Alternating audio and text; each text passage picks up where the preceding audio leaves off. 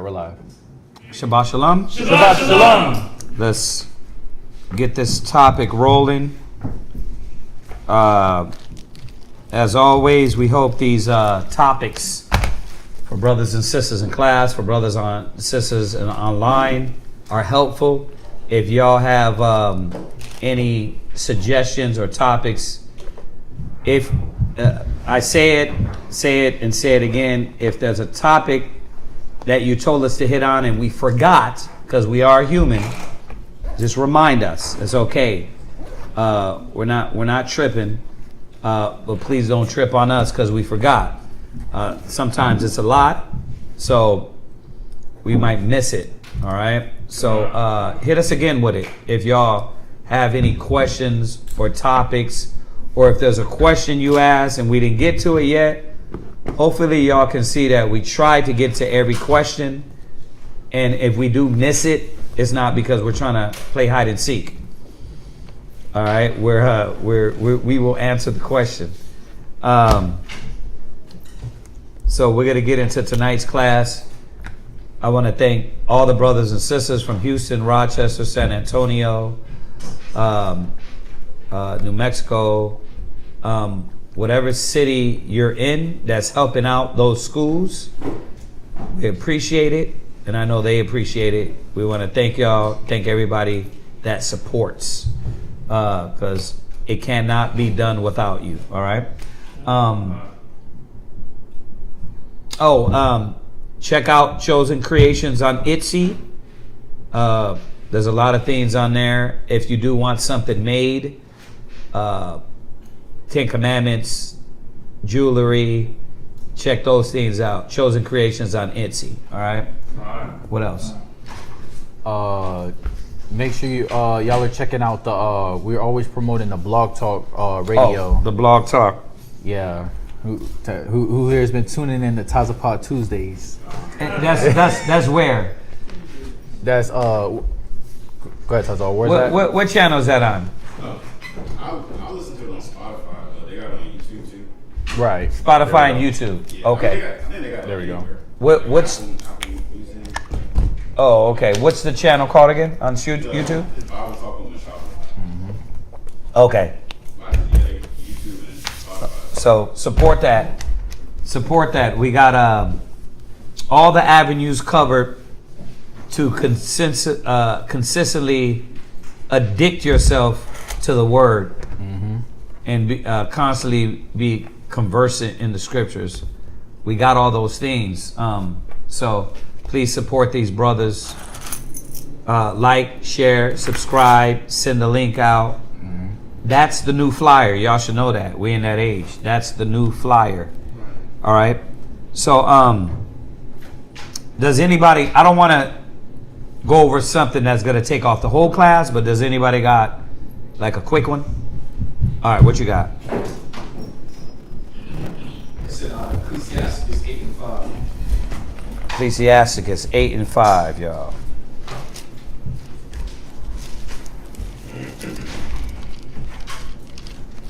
Ecclesiasticus 8 and 5. Go ahead and read it. Ecclesiasticus chapter 8 or verse 5. Reproach not a man that turneth from sin, but remember that we are all worthy of punishment. Right. 8 and 5. So this goes with, go to Galatians. Y'all know what it goes with? What goes with it? That goes with it? Okay. Let's go to the one in Galatians real quick. Anybody know the one in Galatians that this goes with? Read it one more time for him. Let's see if. Reproach not a man that turneth from sin. Right. But remember that we are all worthy of punishment. Right. So this is talking about a man. You know how brothers fall, right? Brothers are trying to get on the right track. A just man falls 7 times. Oh, I got it. Right. So when you're reproaching him, and he's in the middle of trying.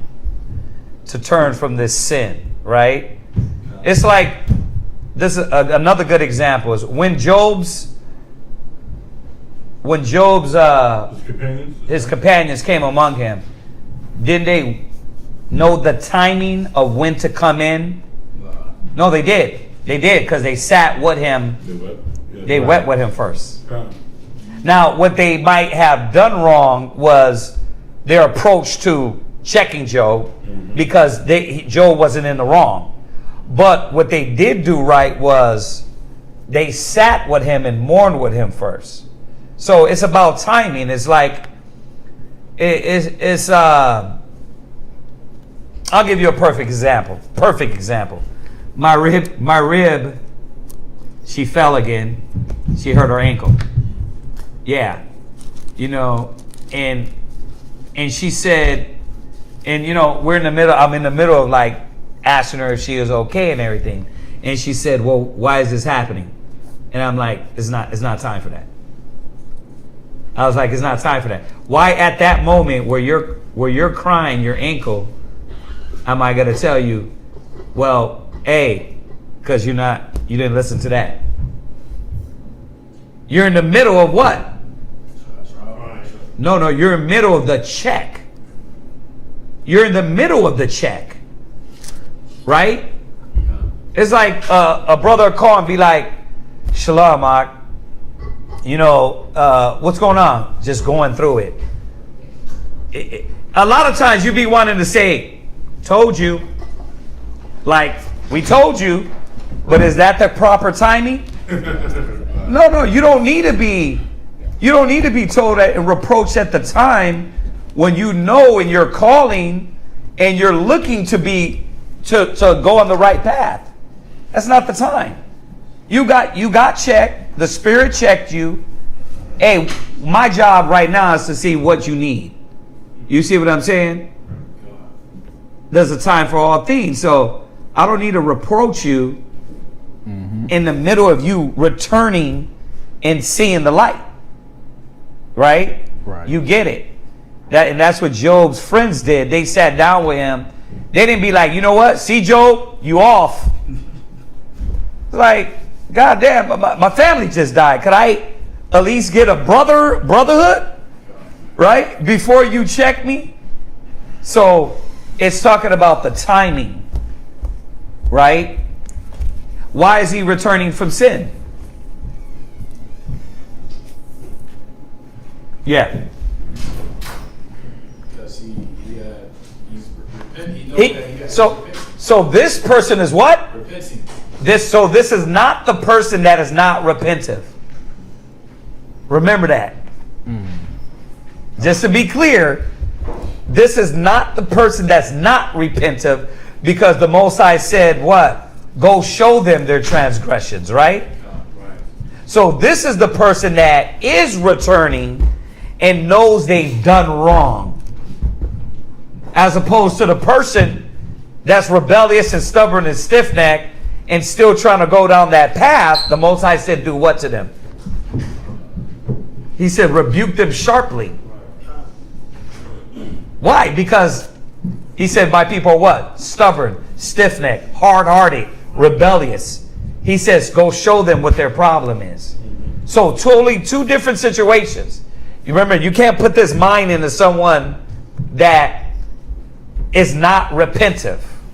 Right? Let me throw another one in there for you, because I'm going to give it all to you. What it says, forgive thy brother in a day 70 times 7 when he does what? Huh? Yeah, you're right. When he does, you forgive him 70 times 7. When he does what? I'm just, remember. When he does what? When he confesses and asks for your It forgiveness. says when he repents. So what about if he doesn't repent? No. There's a different dealing with that type of man, though. Right.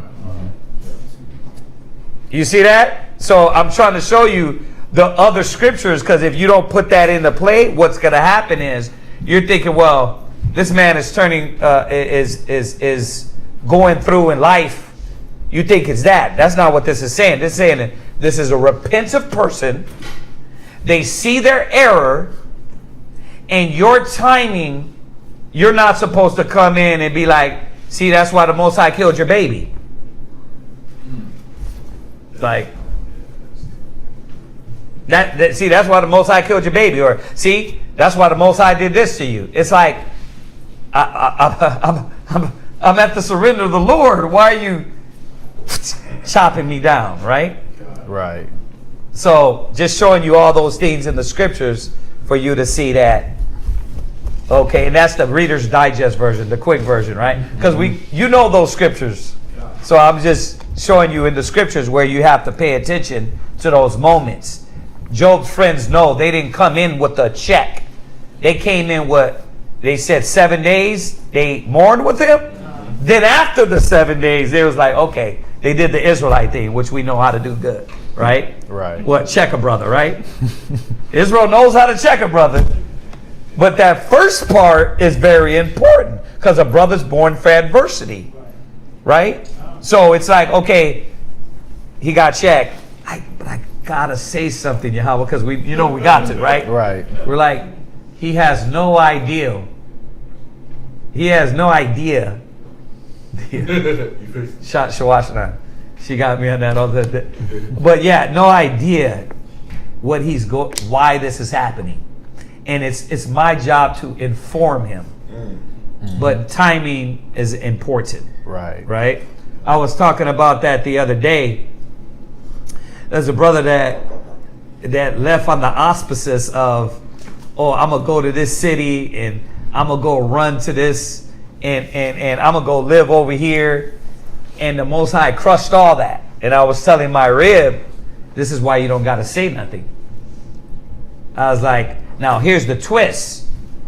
Does he even know he's getting checked? Well, that's the thing. When a cat is not repentant of what we're talking about, that's when the Most High said, go warn them and tell them.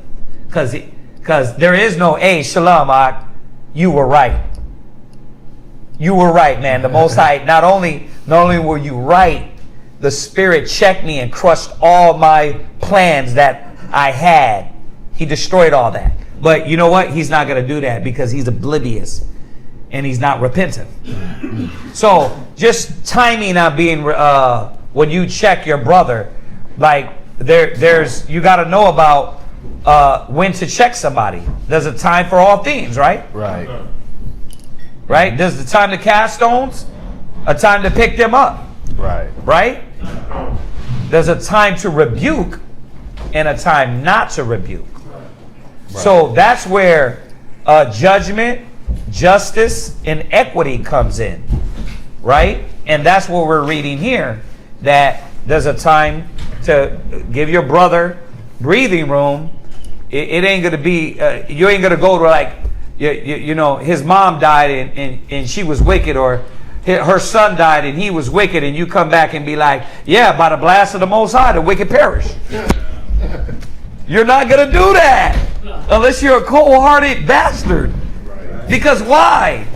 You don't want nobody to do that to you. Like, and then the scriptures are telling us, it's showing us about timing. Like, it's not needed for that yet. He's especially someone that's already repentant, right?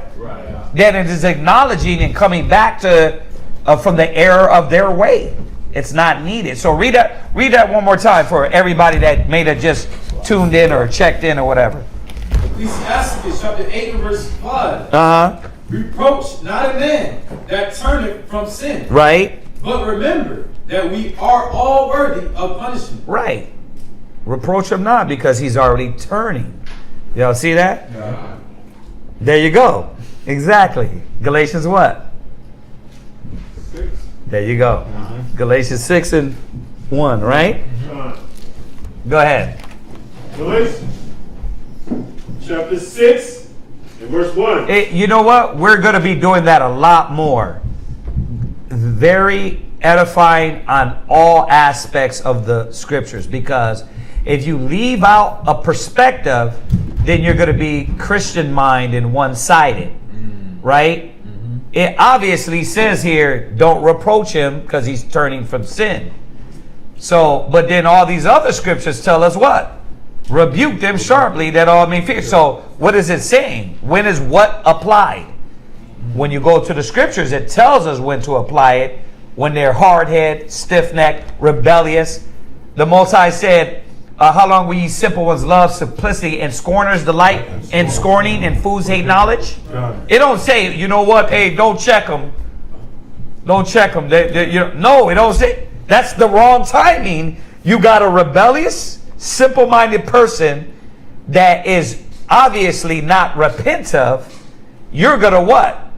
The Most High said, your own wickedness is the correction is going to come on you, and it goes down in that Proverbs, right? That's that one, and then the Galatians 2:7-8. Yeah. God is not mocked. Right. What you sow, you'll reap. Right. Exactly.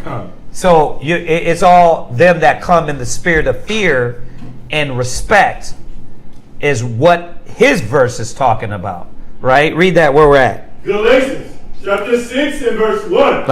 Brother, if a man be overtaken in a fault, right, which are spiritual, restore such a one in the spirit of meekness. All right, let's go back because there's more verses. We're not going to John 3:16 this.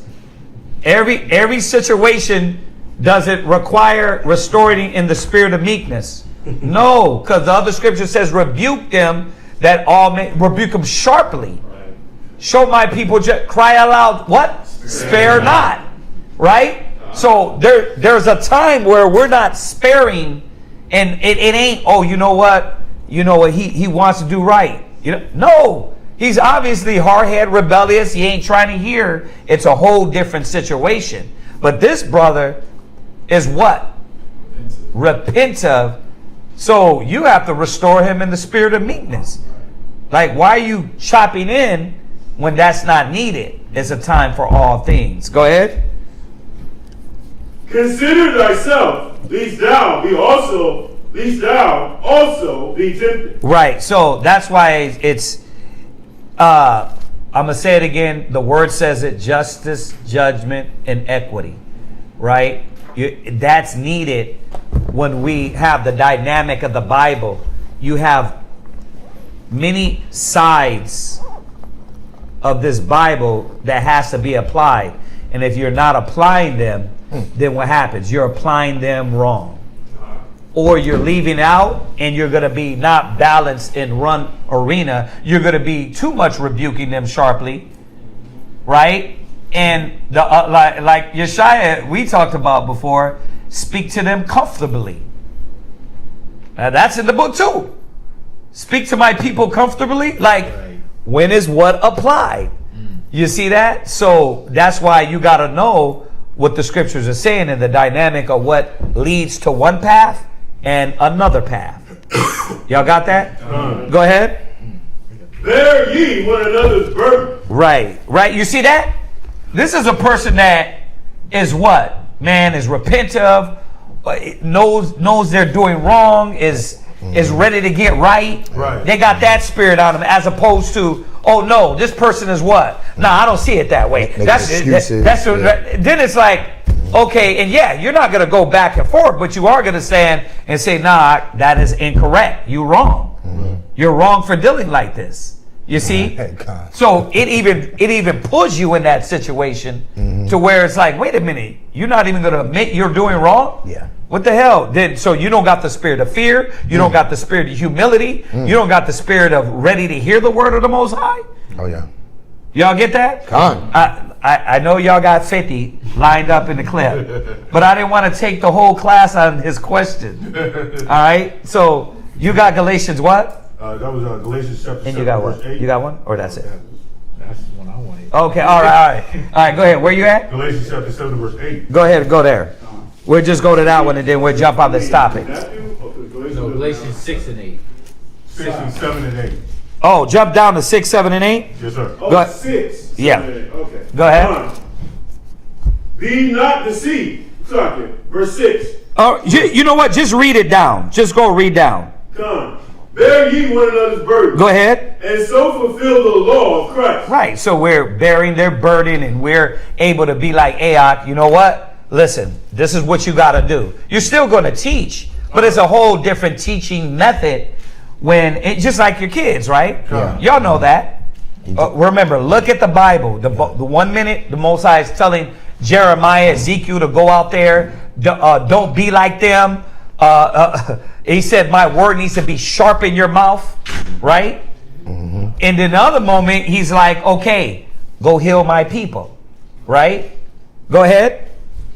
For if a man thinketh himself to be something, Right. when he is nothing, Right. he deceiveth himself. That's twofold. That's the guy receiving, that's the guy giving. So the Most High is humbling both people, right? Absolutely. That way, when we do deliver, we understand, okay, when we do deliver, even if we're rebuking, we always have to remember ourselves. I'm glad you said that, because you will forget if you're not spiritually minded, you will forget that that can happen to you. Right.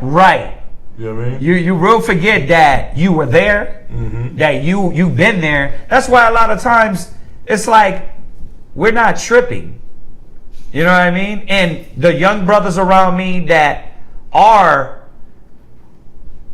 like, what the hell?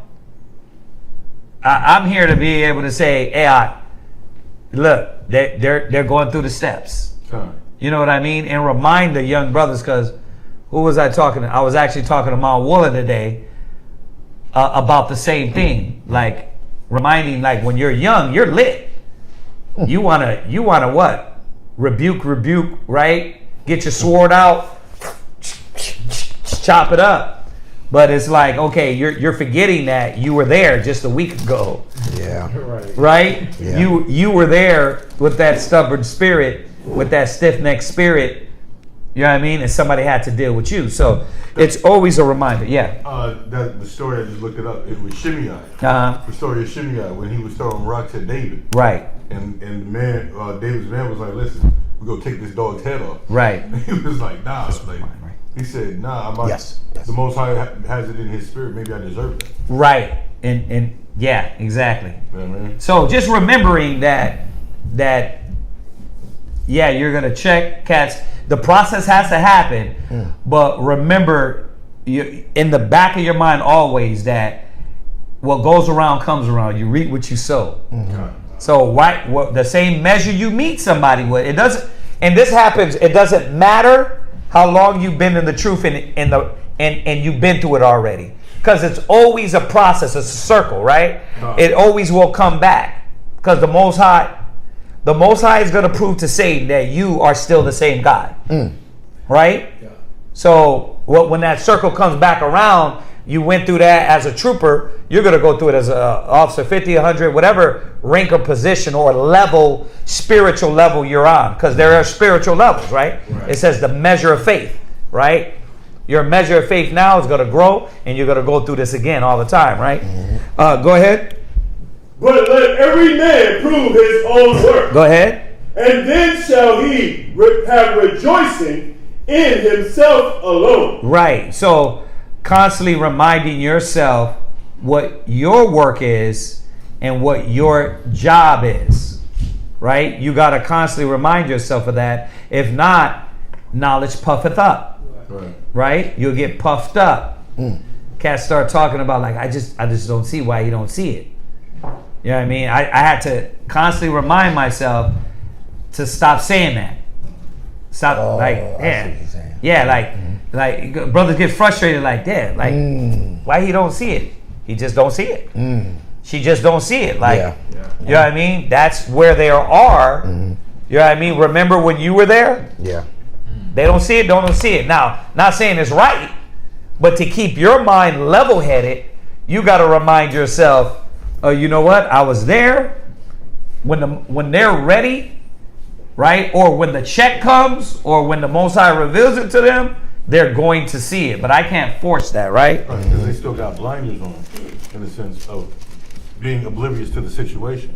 They haven't really absorbed and understood the validity of what's going on. Right. Because the spiritual man, the brother correcting him, saying like, I don't see why he sees it. You know what I mean? Because they don't understand the gravity sometimes. Right. Exactly. Sometimes. Even though it could be brightest day is for you, right? You can totally, you're like, what's wrong with this cat? But she or he don't see it, right? Go ahead. And not in another. Right, go ahead. For every man shall bear his own burden. Yeah, they got to bear that. You got to bear yours, they got to bear that. Right. Remember, this doesn't negate the process, but this is just a reminder. Because remember, I didn't even bring up when Saul said, deliver such an one unto Satan. Oh, Paul. Paul. Saul, right. Right? Like, same person, right? Bro, remember when he said that? He did. That's a hard check. Yeah. That's not but can Paul do that and know that he is going to have to live to that same standard?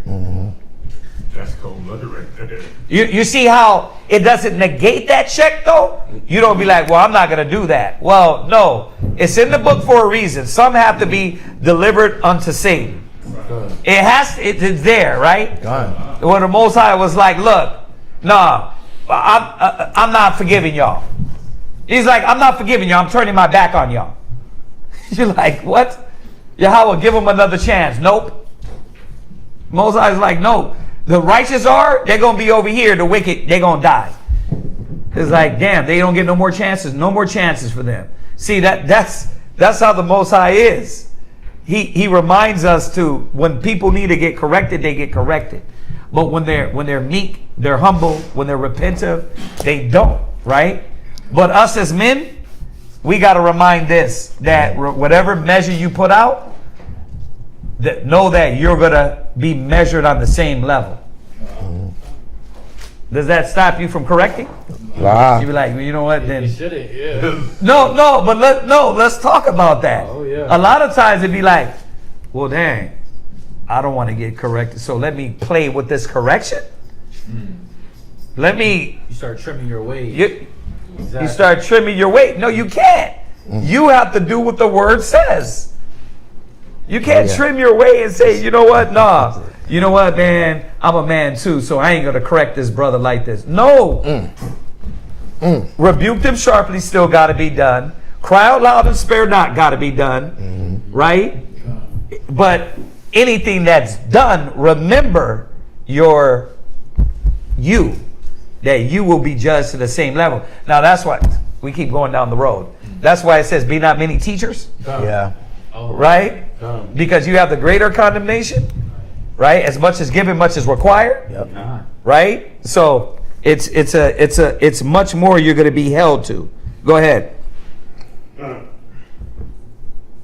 Verse 6. Let him that is taught in the word communicate unto him that teacheth in all good things. Yeah, and it's about what? Making sure when we do deliver, let's stay in the guidelines of the word, right? That's why I like the y'all see well, it's not a new channel, but that channel that they put in all the old elder teachings. Nobody's on that? Yeah. We put it in the chat. We put it in the chat. Yeah, we put it in the chat. That's what y'all need to be looking at, because then you'll see the professionalism and the I was watching one when we were on the 42nd and 8th. And it was Mount Zion. Yeah, it was Mount Zion. But Yun, this Benjamin brother. Remember, watch when you read it. When you look at the 42nd and 8th. Remember, I told you the brother had shorts with fringes. It was that brother up there, but he looks like a wolf. Him, but I was saying, look at how they're bringing it across. It's like they're cutting, but not personal. Right? It's not. It's like you're getting ripped into, but it's not a belligerency. It's in the spirit of the Most High. It was very beautiful. Yeah, Han? He had a question. His question was in Ecclesiastes chapter 8, verse 5. Ecclesiastes 85. So we're just answering that real quick before we jump into this topic. But go ahead and read the next verse, Art. Verse 7. But be not deceived. God is not mocked. For whatsoever a man soweth, that shall he also reap. And that's where Ariel wanted to bring out about you're going to reap what you sow. So be careful in all things, right? Be careful how you deliver. Be careful what you say. make sure above all, don't put your personal feelings in it. And that's what everybody got to learn as a teacher. Like, how do I keep my personal feelings out of this? You know what I mean? Let me teach the word of the Most High without this personal agenda. That's when you're a master, right? I mean, we all are working on that from the head to the toe, like continually mindful. Like, could I deliver this without keeping my personal feelings in it? And then, because you that's when anger comes, right? Yeah. That's when anger gets in there, and then you wanna fight, you wanna argue, you wanna go back and forth. You know what I mean? So a lot of times you'll see me, I'm like, I'm not arguing with you. You know what I mean? With Esau, and even with brothers, I'm like, this is not an argument. I'm letting you know, and we're gonna move forward. That's it. Because it's not a fight, it's not a battle, Omarion. We got a question online. Yeah. This is from Napasha. 2 Timothy 2:25. Would this scripture apply? Go ahead. Go ahead. 2 Timothy chapter 2, verse 25. In meekness, instructing those that oppose themselves. That God. Yeah, exactly. It goes exactly with it. Yeah, you know what I mean, and I know we got a list of them. I just didn't want to take brothers to go down the hole because we'd be here all night. Yes, in meekness, what? Instructing those that oppose themselves. If the Most High, peradventure, will give them repentance to the acknowledging of the truth. Right. So how do we got to keep our personal feelings out of it and just look. I'm just trying to let you know the will of the Father. I'm trying to let you know, either way it go, even if I'm rebuking you, because there is a rebuke that's needed, right? But how can I rebuke you without keeping my personal feelings out of it? That, like, meditate on that. You got to think about that. You're like, well, how do you keep your personal feelings out of it? Well, it ain't personal, right? So I can check you and be like, look, bro, this is for your betterment, but you're way the hell off. You know what I mean? Gotta say it. I gotta say it, right? Yeah. You're my guy, but bro, sis, you're a good sister, but right now you're tripping, right? It can be done. The thing is that a lot of young men are not trained and reminded to do those things, right? To correct in that way. Right. Yeah, I mean. Yeah. We got one more question online.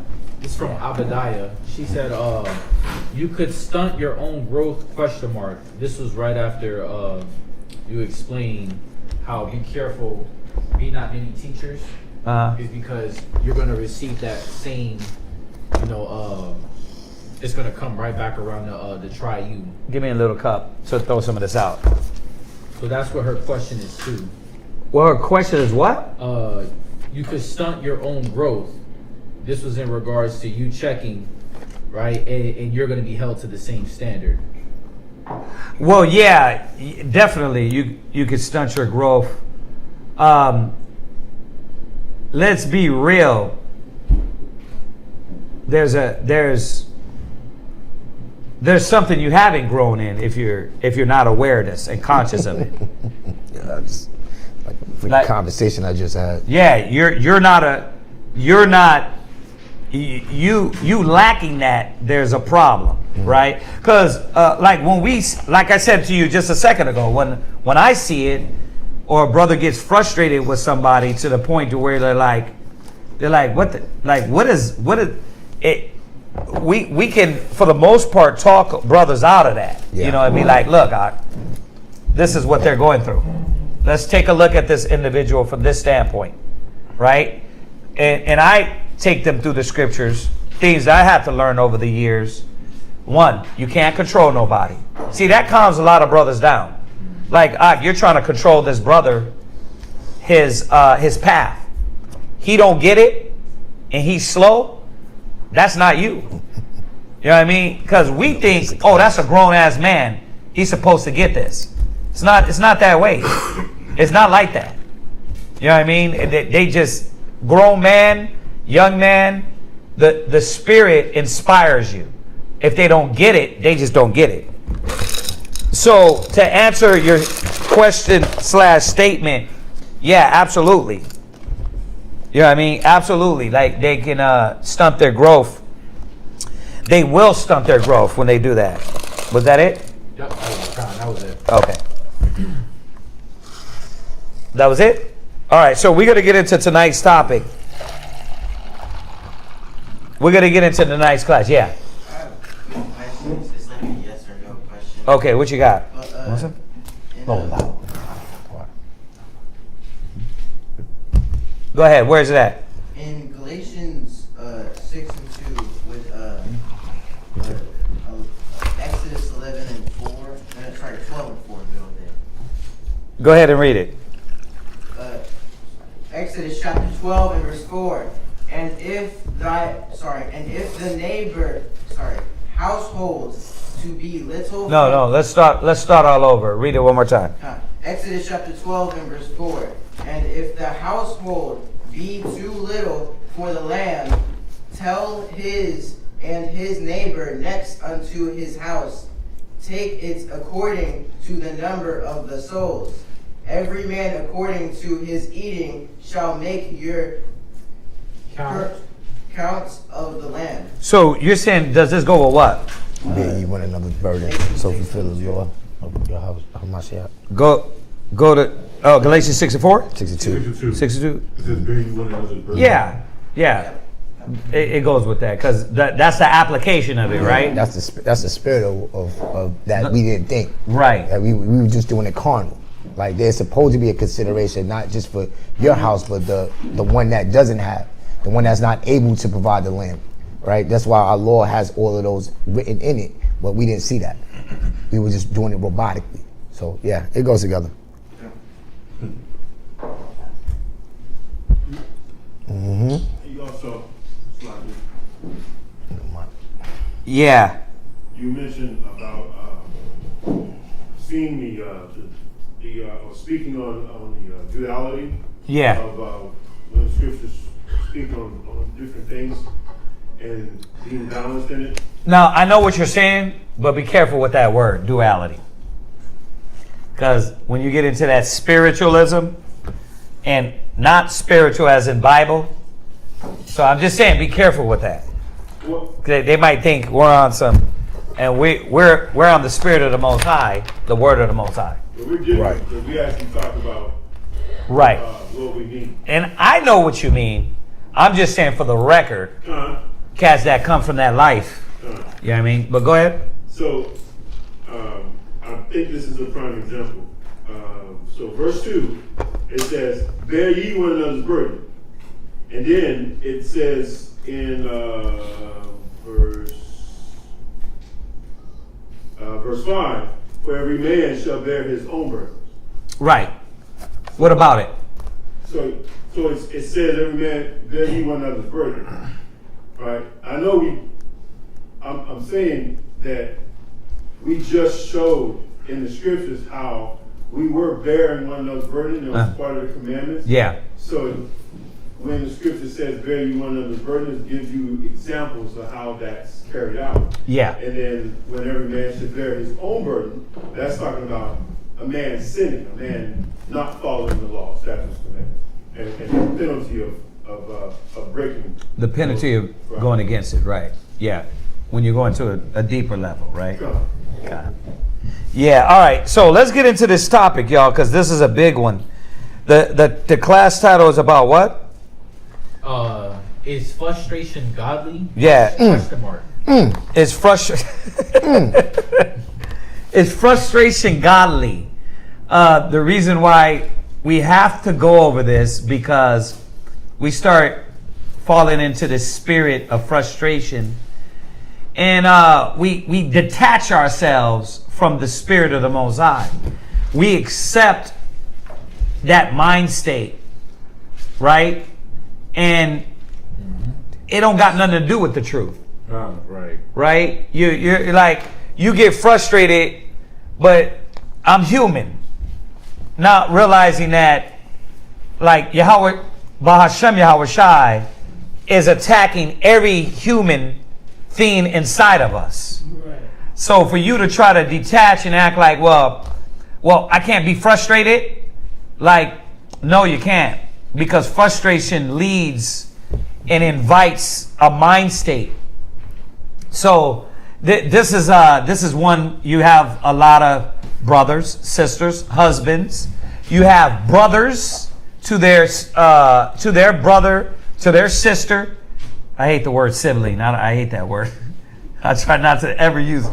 But you're like that with your brother. You're with your sister.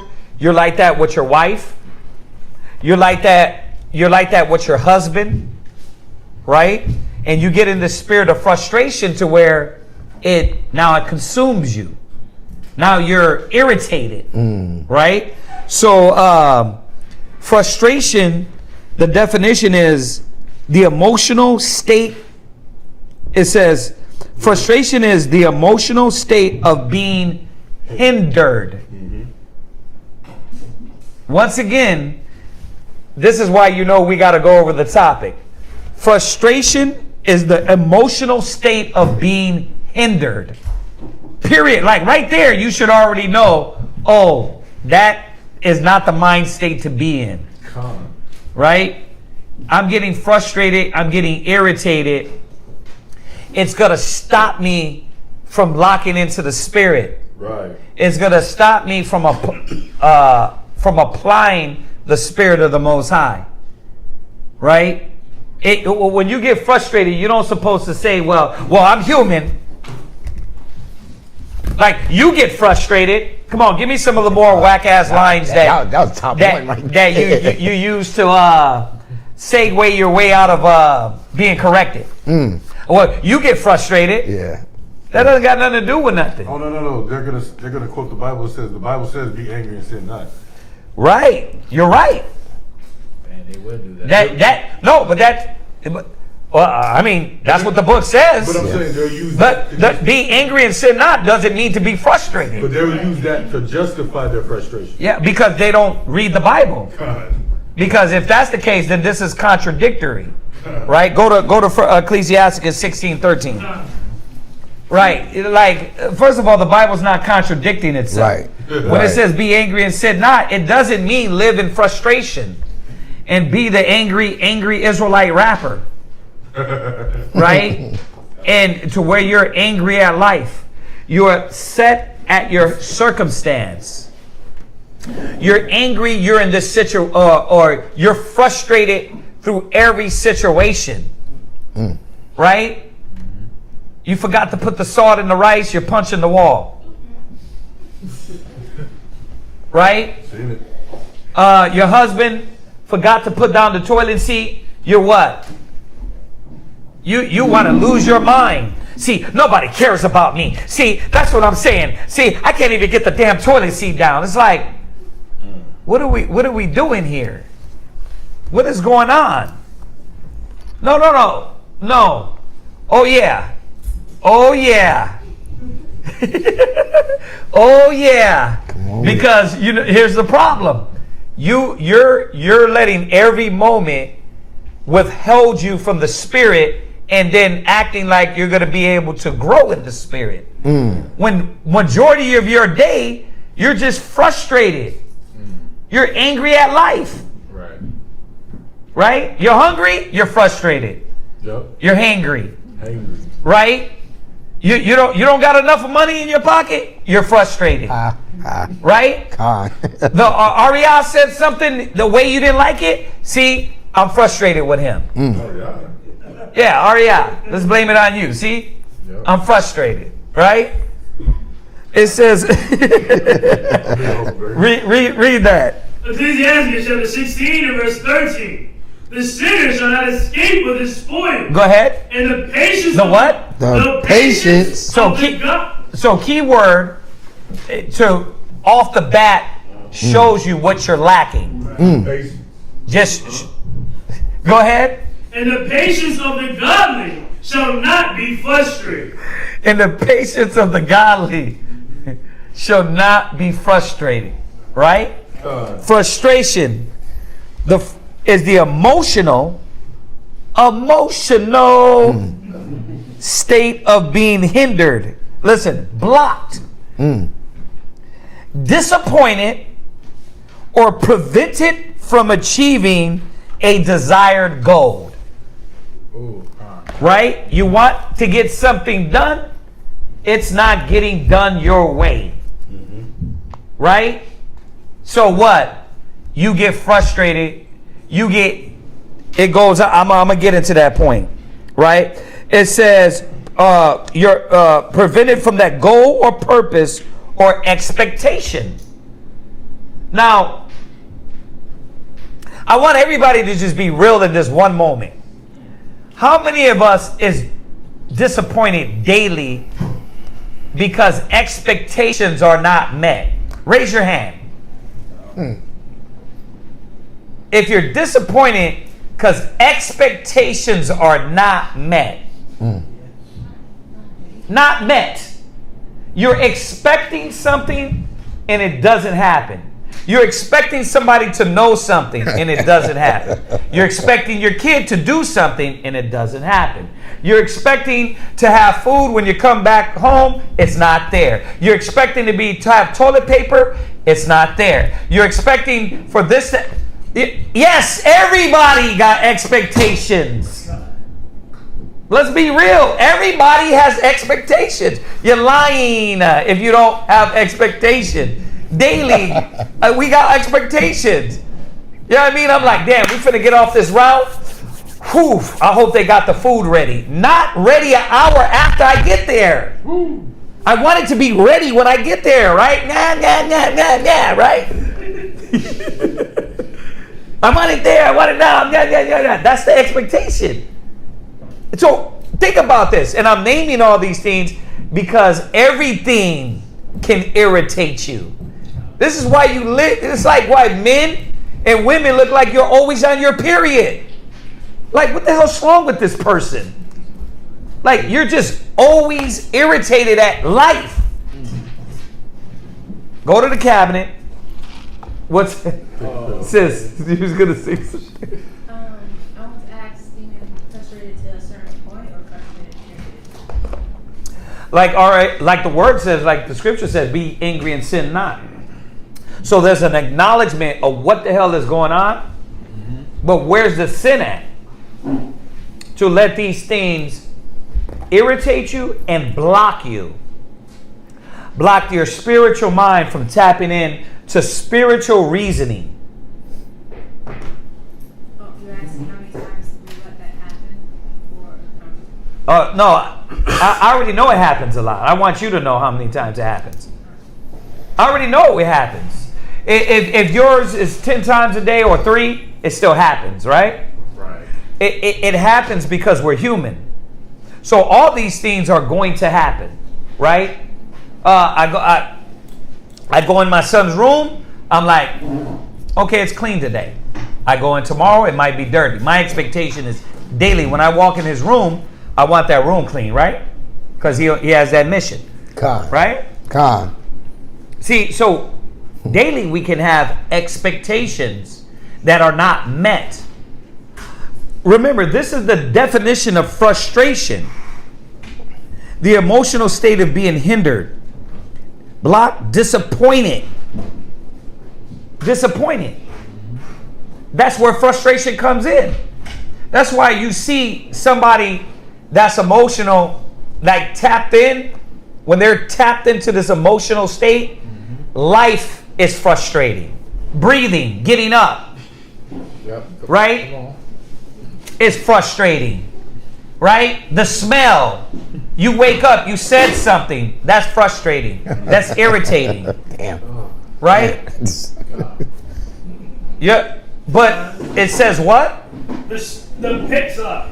And the patience of the godly shall not be frustrated. The patience of the godly is not frustrated.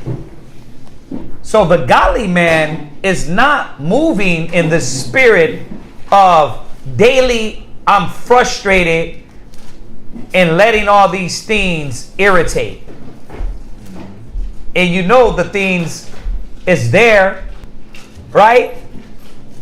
Like if you were to go through your day, you should already know what's going to frustrate you. You should already know what's going to irritate you. Right? Now, like the sister said, and let's make this clear. We're all human. This happens to us. We're not talking about, I'm going to be a robot and it's never going to hit you. The spirit, if you're in the spirit, you are not moving and letting those things move you out of the spirit into irritation, into a negative mind. All right? It's not, we don't supposed to be moved in a negative mind. Right? It says, it often produces feelings of irritation. Now, check this out. Distress. So you're so frustrated that now you're distressed. Because your expectation is not being met. So what happens then? You get a headache. Right? Huh? Yep. Stomach ache. Right? It feels like right here, something's like, you're like, something's on your mind. It's a weight. Right? Or it can be in your gut. That's when you got heavy demons on you, right? Yep. Like they're gonna vex you to the whole point to make you what? Sick. To make you sick. Yep. Right? Yep. That's my next class though. When demons take over. So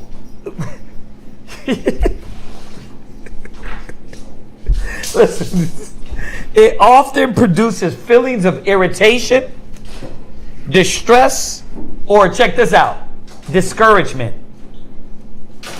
So I wanted to break this down into part 30, but let's just talk about discourage. You can be so frustrated that you don't want to what? You don't want to what? Move. What? You don't want to move. Right. But dealing with discouragement. You can be so frustrated you're discouraged to do what? Work. No.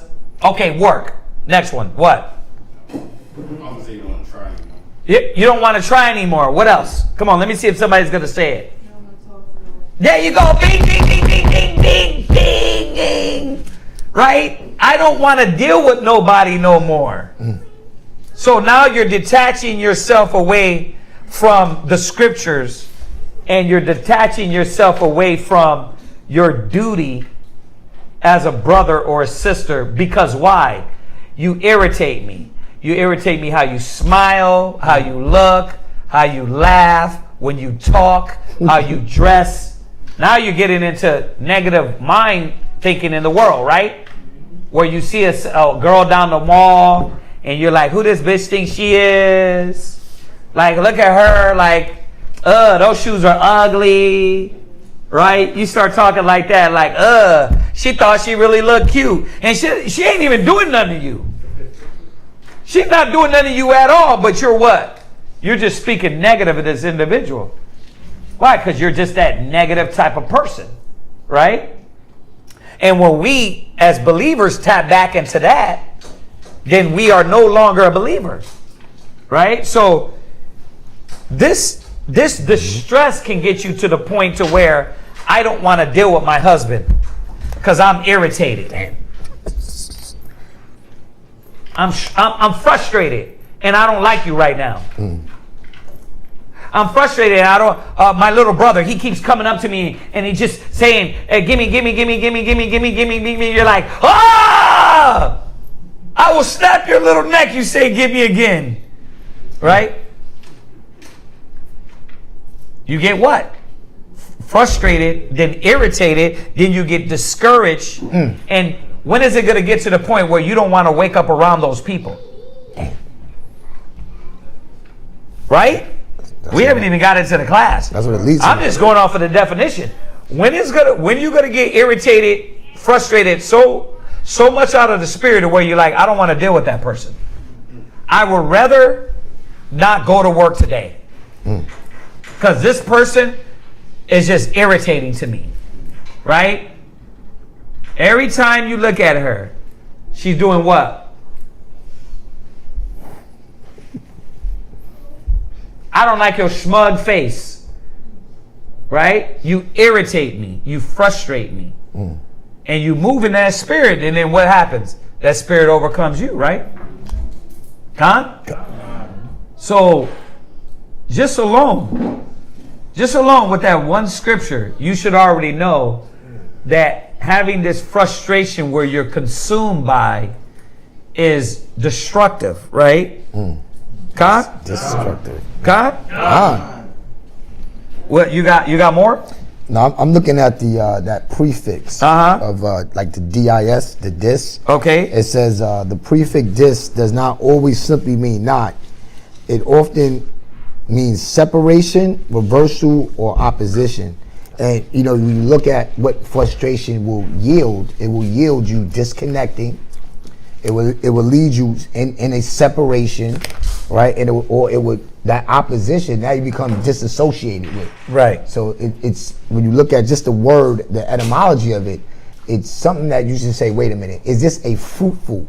Is it godly can be even understood in the definition of self. Right. Because if we're commanded to gather yourself together, or nation not desire, how good and how pleasant for brother judge. Love thy neighbor as thyself. All of these scriptures about unity, when frustration yields this separation, this reversal, it's like, no, well, I'd rather be by myself. Well, is that book? There you go. Is that the scripture? Yeah. Right. So, and then they're controlled by that spirit more than the spirit of the Most High. Yeah. And we could just say, look, the class can be, you got demons on you, shalom, dismiss. Right? That could be the class, but come on now. You got demons on you, right? When you're frustrated and you let them control you, right? Shalom, dismiss. Right? But it's a little bit more than that. You got to understand. Josiah, what's up?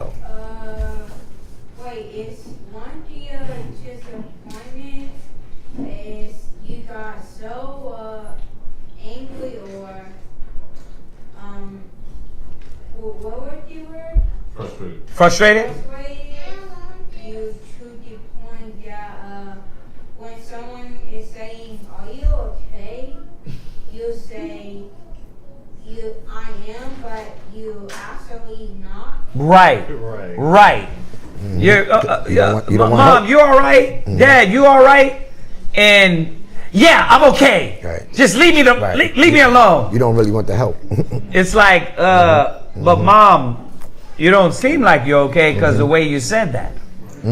Right? So then you start lashing out, right? Frustrated, the adjective is feeling upset, if you didn't know what being frustrated embodies, right? Feeling upset, disappointed or discouraged because one's efforts have been blocked or failed. It says prevented from accomplishing a goal or fulfilling a desire, right? What, you got something? Yeah, I'm waiting to jump in because I don't want to take it, but I've been looking up some of this psychological reasons why people have no control. Get on my phone, of getting frustrated. This is one of the main things that we see. It's one of the key things is impulsivity.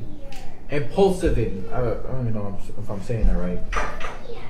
Yeah. Right. It says their emotional impulse. It acts before their reasoning catches up. And sometimes that's what the crash out happens. A lot of times, like, and this is really what I really had to really understand. Like, when people's like, I didn't realize that I did that. Sometimes, like, I actually really believe them. It's true. Yeah, because they have no emotional regulation. They don't practice that. And because one of the things I read up in here, it said emotional buildup. It says frustration can sometimes happen the last drop. Not the entire problem. It's stress, disappointment, and I know we're hitting on one of those specific points, the disappointment part. Right. So I don't want to take it too much into other ones because I know we're still on this. Go ahead. Just on that, just to land back on what he's saying, it's called the frustration loop. So the frustration loop, it says because your logical brain is offline, you might try to force a solution. So this is the buildup. You're just trying to force a solution to change an unchangeable problem. When that fails, your distress doubles, tapping you into a cycle of helplessness. Okay, so here's the thing with that most of the time, your own negative, nothing can be solved mind, nothing is going to change mind. Anybody familiar with that? Like, yeah, if I go to her, nothing's going to change. If I go to him, nothing's going to change. If I do that, nothing's going to change. Yeah, because you don't know how to change it. You don't know what changes it. Therefore, you yourself are stuck in this loop of my people are destroyed for lack of knowledge. Yeah. Because thou hast rejected knowledge, I will also reject thee. So you're thinking like, oh yeah, nothing's going to change. Nothing is never going to change for that type of individual. You know that, right? Because you have the wrong mind to try to change the things that have to be changed. How about maybe it's your outlook that has to be changed? Now, and then you're like, well, see, there you go. I'm wrong again. I said it earlier, right? So you got brothers that will get frustrated because a brother or sister are not at their expectation, right?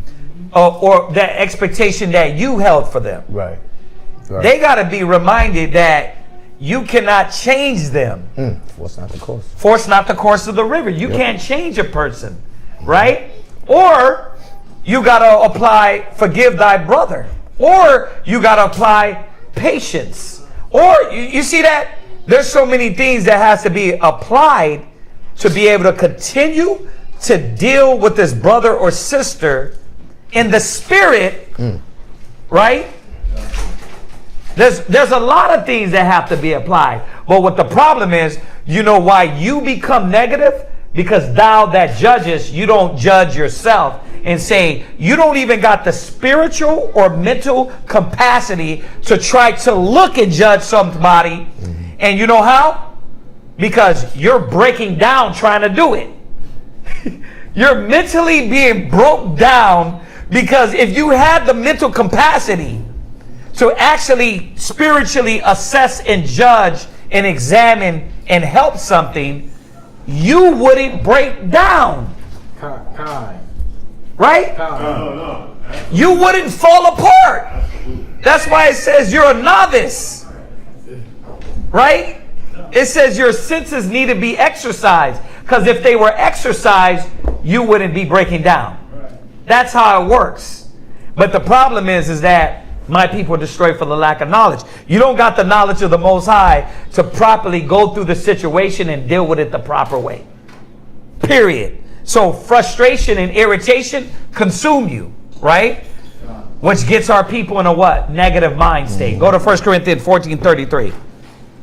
No. Go to... go there real quick. Let's switch it. Go ahead. 1 Corinthians 14:33. 1 Corinthians chapter 14 and verse 33. Go ahead. For God is not the author of confusion. He's what? God is not the author of confusion. Okay, so who's dealing in your mind when you're confused? Who? Satan.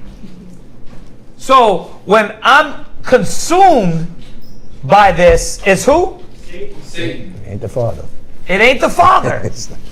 So no matter how many times you try to rationalize that you are on point, the Most High does not deal with confusion. Give me 1 second. Just 1 second. I'm gonna let you come in. Go from there. Go to Ecclesiastes 37 verse 14. This is what we have to understand. The Most High is not the author of confusion. In your mind deals with a lot of confusion. Your mind, your spirit, the way you feel, your emotions. Oh yeah. Huh? Oh yeah. The adrenaline pumps through. the testosterone, the estrogen, the sweaty palms, right? All this pumps through. But the Most High doesn't deal with nothing. He's not dealing with the carnal. God. That's why we have to understand what state we're in when we fall into this mind state. Go ahead. Ecclesiastes chapter 37, verse 14. For a man's mind is sometimes wont to tell him more than 7 watchmen. Yeah, so your mind is constantly racing. Your mind is constantly racing. Your mind is constantly moving. Right? It's constantly, things are coming constantly, and disappointments are happening at the very moment. You're being disappointed right now. He called him out. Yes, right now you're being disappointed. See, I'm wrong again. I can't even get frustrated. Oh, I got all the woman lines. I got a damn whole dossier on them. I got the whole dossier for it's the scapegoat. You're the scapegoat, and you're the martyr, and you're like No, you just don't want to realize why you can't control yourself. And then every step of the way, when you're being told that, and you're being shown that, you open up another door so you won't have to control yourself. But guess what? Accountability. Who's making you sick? You are. God. Who's making you get headaches? You are. Why, there's other persons over there living on cloud 9. Like, why is she so happy? Why is he so happy? Why? Because they're not letting these things consume them. They know how to prioritize all the things in their mind to where, like, 7 watchmen telling you from 7 different angles, 7 different things, 7 different mind states. And that's how our mind is. But see, you start panicking and you lose control. Or you straight up just deal with anger and just what? I'm going to punch everybody in the face. Or I'm going to hate everything. I'm going to hate and I'm going to be upset at every damn thing in life. Right? That's why your weight is out of order. That's why your mind is out of order. That's why your nervous system, right? That's why your nervous system is out of order. Why? Because you don't, right? You want to punch walls all the damn time. What you think? You're just like, you're out of line. You don't know if you're crying or smiling. You don't know if you're crying or smiling, like, because you haven't understood that God, the Most High, is not the author of confusion, but of what? But of what? But of peace. But of what? But of peace. But of what? But of peace. So think about 7 watchmen. How do I control? If my mind is like 7 watchmen in a tower, the watchmen in the tower were set there. Y'all seen Game of Thrones? No? Okay. When they're on the wall, the ice wall. When they're on their wall, they're watching out for the ice people coming through the wall. Right? But imagine 7 watchmen telling you 7 different things. How confusing can that get if you don't have perspective? If your mind is not stable, if your mind is not rooted. See? Now you see why you're being all the time told you got to study? Because you're irrational. You're irrational because you're not in the book. What are you drawing from? You're irrational, you're emotional at the wrong time, right? And then everything frustrates you. Everything frustrates you, right? Why is that? Why is that? Y'all gotta come up here and see this. This is crazy. Go ahead. Go ahead. The reason that happens is we're receiving information, the 7 watchmen, or how many, you're receiving the information. And it's like having the ability to compartmentalize or understand the information coming in. But then how do you check the information that you're going to put out. It's with the word of the Most High. It's with the word. But you're not doing that. You're not doing trying to check it in your head. You're not trying to check it with the word. Or you're using old tactics. Mm-hmm. You're still using the old way you used to think. Mm-hmm. And then you want me to start that lingo? Come on. Well, the way I feel, the way I see it, that's at the top of the nigga list, right? Huh? The way I feel, the way I see it, the type of man I am. Wait, bro, what are you talking about? That's what Jay Queese used to say. Right. You're not Jay Queese no more. Right? You're supposed to be the new man, the new woman. Well, you got a problem with Jay Queese? Oh, okay. I was just gonna say. You don't know who that is? That's the big in the world. Like your mind, you should already know that life is coming at you like a train. And guess what? After like that's why I look at my sons, and I love to look at kids and be like, you're just oblivious. I look at them, I'm like, you're like just having a blast. Eating cereal. I was looking at my son earlier, he's just eating cereal, and it was the best thing. And I'm like, you son of a, you're having a blast eating cereal. Perspective, right? And we got to go through this strong battle of, as soon as you hit a teenager, now you got bills, this, your mind, your emotion, you got to control this. She's your friend. Is he your friend? Is he with you? Does she like you? And then all these different thoughts. And what is there guiding that? What is guiding that? So this is human nature, but we were supposed to be detaching from letting that carnal mind. Watch, go there real quick. Go to Romans 8:6. I didn't throw that in there. Might as well. Gotcha. This is literally a conversation I had. It's crazy. Go to Romans 8:6. Romans chapter. Come on. Romans chapter 8 and verse 6. For it to be carnally minded. Read it again. Romans chapter 8 and verse 6. For to be carnal minded is death. Right. See, so to be carnally minded is death. So that's why you die. Man, when Paul said I die daily, the old man was supposed to be dying, not the new man. Right.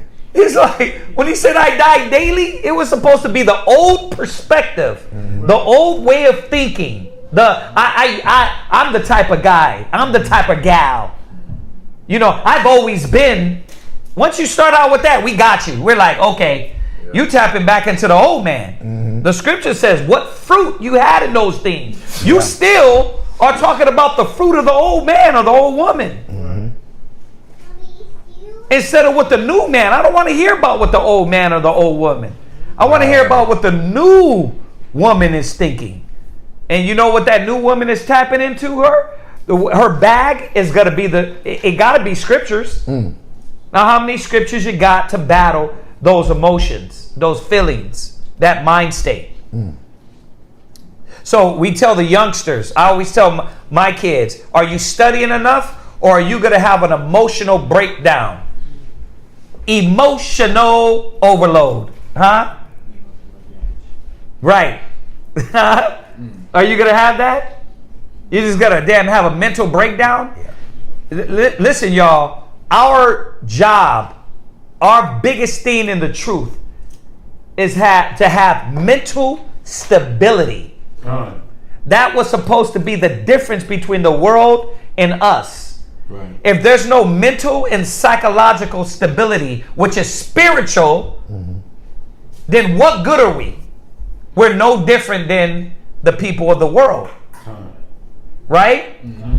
Because when everything comes in, they get discouraged, they get sad. That's why we deliver the package. That's why every hallway in Norfolk smells like that marijuana, piss, and dogs. Why?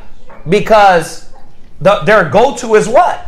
Marijuana, piss, and dogs. I gotta smoke I gotta get that burn in my throat. So I'm gonna light me a Newport. And why? And I'm stressing smoking that shit too. Like, you want to smoke it to the filter. You want that boy to go all the way down. Burn your fingers. Yeah, and then you like, you want to get another smoke break. Mm-hmm. Or you, because you can't smoke in Israel, you what? Every day is a nightcap. Right? You think you Olivia Pope. Now it's a glass of wine. Yeah, a glass of wine every day. Mm-hmm. The tall glass. Right? You're like, because I got to take off the edge. Right? See, these are the things that we have to see. To be carnally minded is what? For to be carnally minded is death. Go ahead. But to be spiritually minded is life and peace. See, there that word goes again, peace. You know the thing too, and we look at death and we just think like, we picture the grave. But ask yourself, let's go through the fruits of your frustration. Like everybody here can say that we've been frustrated. What was some of the results that happened? What was some of the results that happened when you yielded to the frustration? You punched the wall and then you realize you broke your knuckle. Yeah. That's the biggest one right there, right? What you gonna say? You're like, what? Oh. What? You are lacking in your duties. Mm-hmm. Like you don't give that much of a care to it no more. Mm-hmm. And then when that happens, then what? You got to be replaced. So that's a death, right? Let's say that duty was the maintenance of your relationship, right? The relationship between you and your husband, you and your sister. Well, then what happens? When you're not fulfilling your duty, then you get what? You get replaced. That's the death of that relationship. So while we thinking death, like it can lead to the grave. Well, think about all of the fruits that we have when we frustrated, right? You might not have punched the wall, you might have punched somebody. And that person that you punched was waiting. It was a spirit like, yes, I wanted you to do that because I got hollow tips on me, right? And I'm not going to shoot you. I'm going to aim for you, but as you hit your best friend, they're not going to die. They're going to be paralyzed. You got to carry that. Or you was in a car drinking and driving because you stressed out, and then what happens? You kill somebody instantly. That death comes in so many different levels, not just the grave. It's a hard check that you got to live with. Something that gets taken from you that you used to have. And that's what frustration will yield. Just think about it. What you got? I say, Christ said, and so much as you have done this unto me, or the least of these, my brethren, you have done it unto me. So like when I get frustrated with my son, it's like how you want to like do something, or he do something, I'm just like, I got a lot of stuff going on. It's like he coming in like, dang, I'm like, but it's like, okay, I gotta remind myself like, if I snap on him, it's like, I'm doing this to Christ, so I have to like remind myself like, not to tap into that most, because that frustration can lead to that. Yeah. And what the scriptures say, to be carnally minded. So you're tapping into this frustration when your son, our children are coming to us to be educated, nurtured, attention. Well, dad doesn't give me attention, so that's cut off. That's dead. Mm-hmm. But I guess who's waiting to give all the attention? Mm-hmm. The block, the homies, the internet. Yeah. All the spirits. So that right there, we kill avenues where our children want to come to us because we're frustrated all the time. It's like, I don't want to mess with mom. Right. She might be on right. One like today. Is she a grenade ready to pop? Right? Because she's come. What's up? Nothing. Time bomb. Nothing. I'm good. It's like, are you really good? Yep. I'm good. Mario's crazy. Right? It's like, God damn, you really don't look good, sis. Right? Yeah. But then you add what? Sin unto sin. Mm-hmm. Instead of saying, damn, I'm off right now. My kids are going to see that. Now check this out. You said it. You both said it.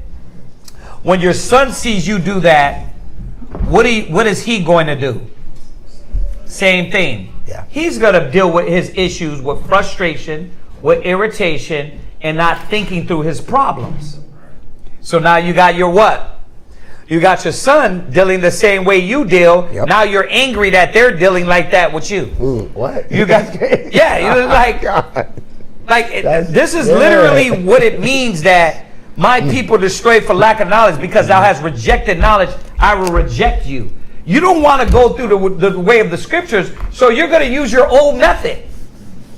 Good luck. Good luck. Like, you're using old method, and we be sitting back looking at you like a damn in a tornado, like you didn't learn that didn't work. You didn't learn, and you can't do nothing. You're like, you ain't ashamed yet that those methods don't work. Don't do that. Don't walk down that path, because it's destructive. Because the Spirit showed us not to move in that confusion. We're all in the flesh, but we got to control these fleshly things that consume us and destroy our relationships, right? Con? Okay, go to Ecclesiastes 33 and 5.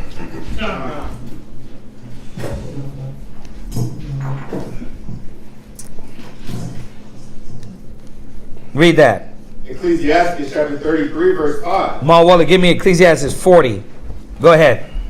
The heart of the foolish is like a cartwheel. So the heart of a foolish is like a what? A cartwheel. What does that mean? Go ahead, Tazal. It just circulates. It goes around over and over. Like if you're in a foolish mind, it's gonna lead to another thing. Time after time, it's just gonna like cartwheel. It moves, so it's gonna move you to the path of destruction. Okay, what else? What you got? I was gonna say it just keeps spinning, and you're on one thought process. It's not going nowhere because as a fool isn't using wisdom, so it's only foolish thoughts circulating in their mind. Okay, what else? You're repeating the same mistake that you're doing over and over. You're what? Repeating the same mistake that you're doing. You're repeating the same. You're going in circles, right? And we all know it because that's in the black man's dictionary. What's the definition of insanity? Repeating the same thing. You're doing the same thing over and over, and you're like, nothing's changing. Then you act like it's the truth. Negro, the truth will make you free. It ain't the truth. It ain't the Bible. It's you using the same method that you refuse to acknowledge is corrupted. It ain't you. So don't throw that on the Most High. Don't throw it on the truth. Don't throw it on the school. Nobody makes me sad but me. Nobody makes me bleed my own blood but me. Nobody's doing that.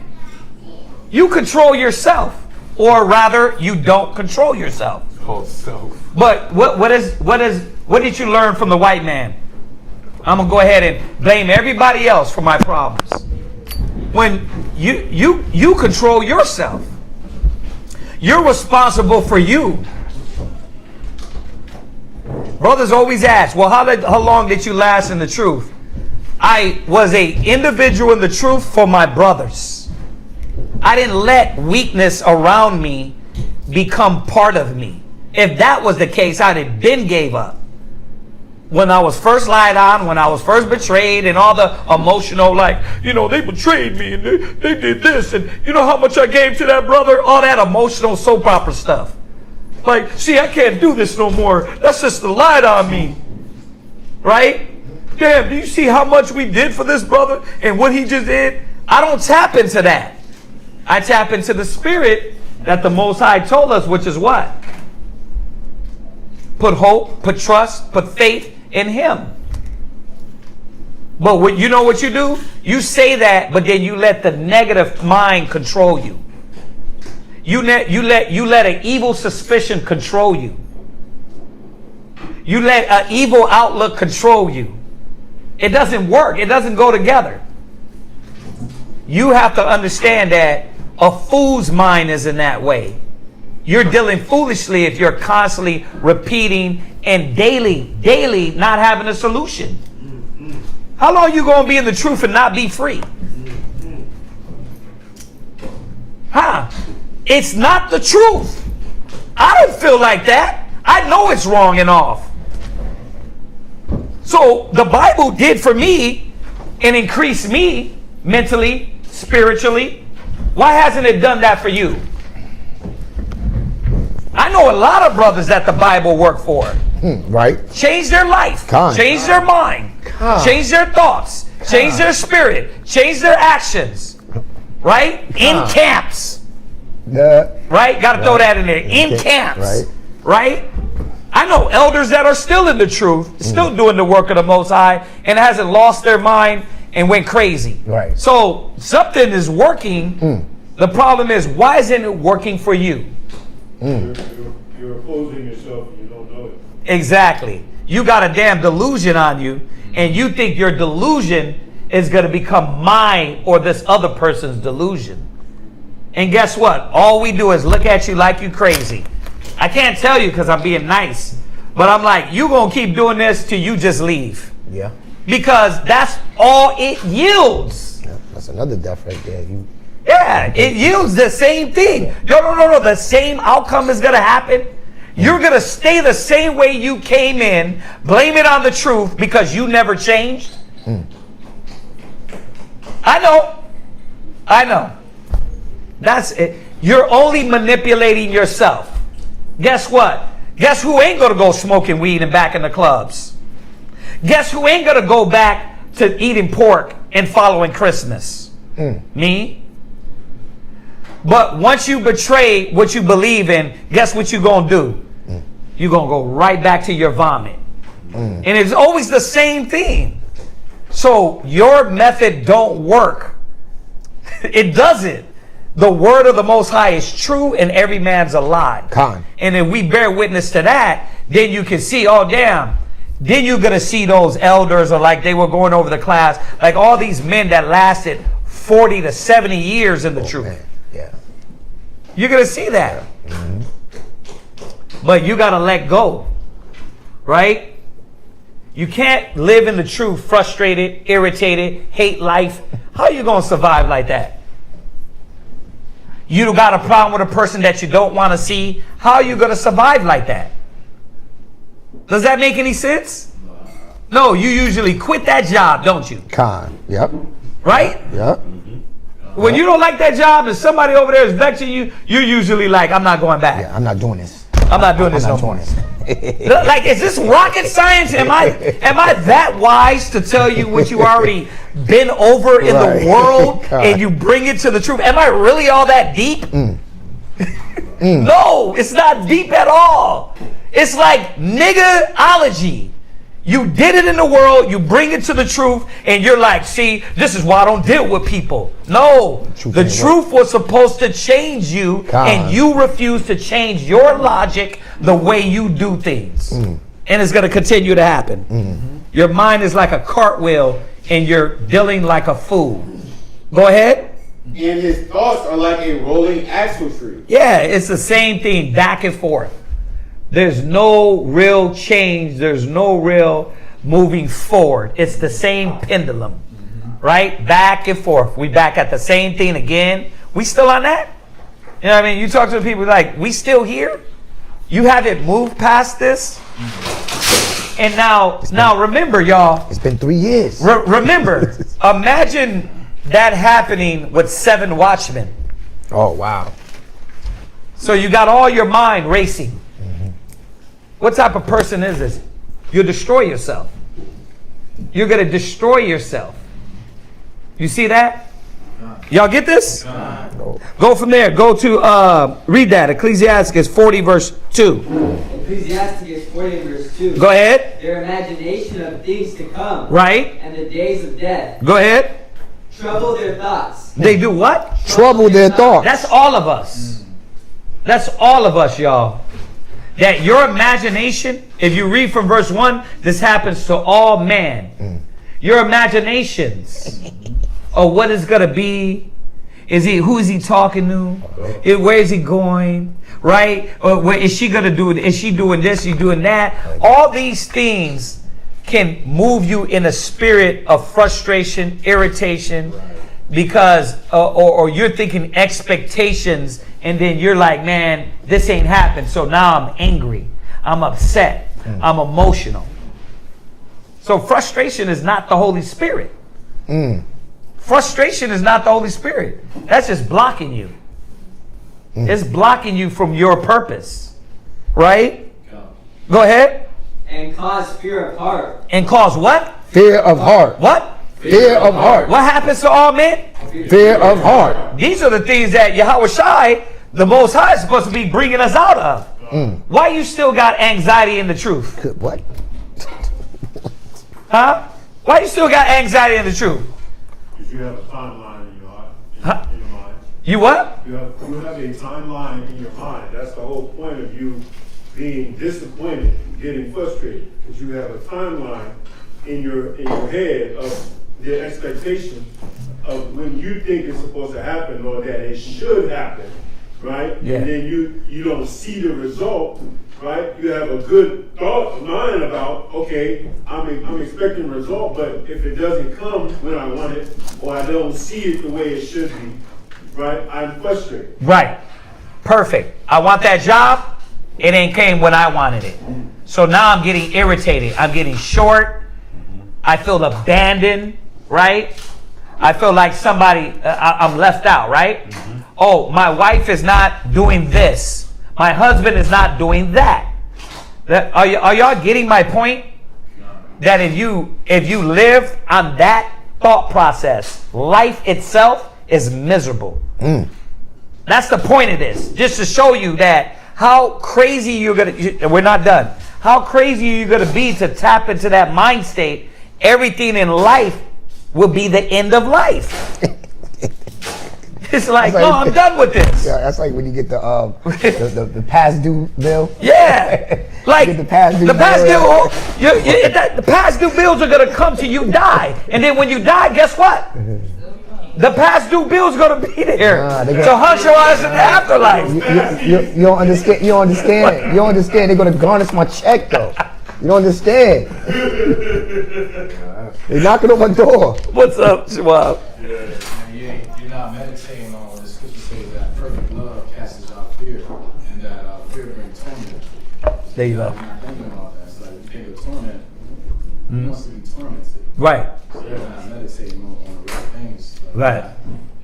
Like you said, you gotta read, you gotta get in the book, because that's what's gonna give us a solution around those times. Yeah. Yeah, and then an application, right? The application of being frustrated. Well, why is this irritating you?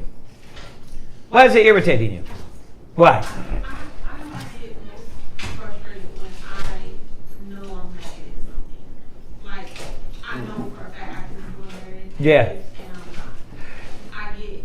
But are you just going in a cycle? Are you having the self-pity and letting this irritate you, but are you doing something about it? That's the solution.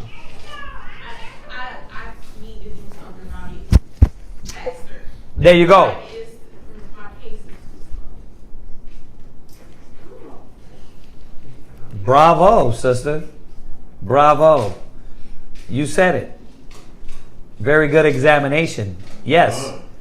It is. And therefore, but you know your problem. Let a man examine himself whether he be in the faith. If you examine that and you know that, then move on it. The problem is we do, like the scriptures say, not to do. Put off from day to day. You don't supposed to put off. See, this is where you got to start being mature within yourself, using what you're giving. Because here's the thing. It's not like you're not giving it. You're giving the method, but you don't like the method. You don't think the method's feasible. Think about it. You're here for this method, but you don't like it. Then what are you doing with it? You're not going to use it. Nope. It's not going to be a part of you. Nope. You literally are wasting your time. Oh my gosh. Yes, you're wasting your time. That's like somebody go to college and then quit.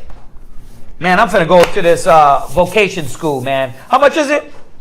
30, 40? Okay, listen. I want to go do this. You get in, you do a few classes, and then you what? You quit. What the hell is wrong with you? You don't know fight. You don't know responsibility. Damn. You're, right? And that's what's going on in the truth. You come to these classes for years. It's not that the truth ain't working. It's that we can't force people to see where they lack in and what they need. We can't. Right? See, or we'll get frustrated trying to control your life. We can't do that. So we knew that a long time ago. But who is going to be able to tell you that and you receive it and say, sis, this is your problem. You're slow at every damn thing. You think slow, you move slow, you react slow, you do things slow, you take your time. You're a sloth. And then you receive it humbly and say, you know what? You're right. So it had to get to this point to where you said it first for me to speak on it. But see that? That's the problem with brothers and sisters. The biggest problem with Israel, they do not want to hear these things. They rather what? Be frustrated, be irritated, be upset, hate life, and be around. It's a sad case, man. The truth is supposed to be freeing us up from all these burdens and weights. Y'all get this? Time. Okay, read on, Mawala. From him that sitteth on a throne of glory, unto him that is humble in earth and ash. Jump to verse 5 after 2. Go ahead. Verse 5. I read 3. Okay, verse 5. Wrath and envy. What? Wrath and envy. So what is a common theme that is going to frustrate, irritate? Wrath, envy. We deal with these things daily. Mm-hmm. Do you know how to deal with them? Calm somebody? Right? We were at the street speaking. Sisters don't know. And this guy tried to walk through the camp. He was a little tipsy. He was about tall as Ariah. And Ariah comes.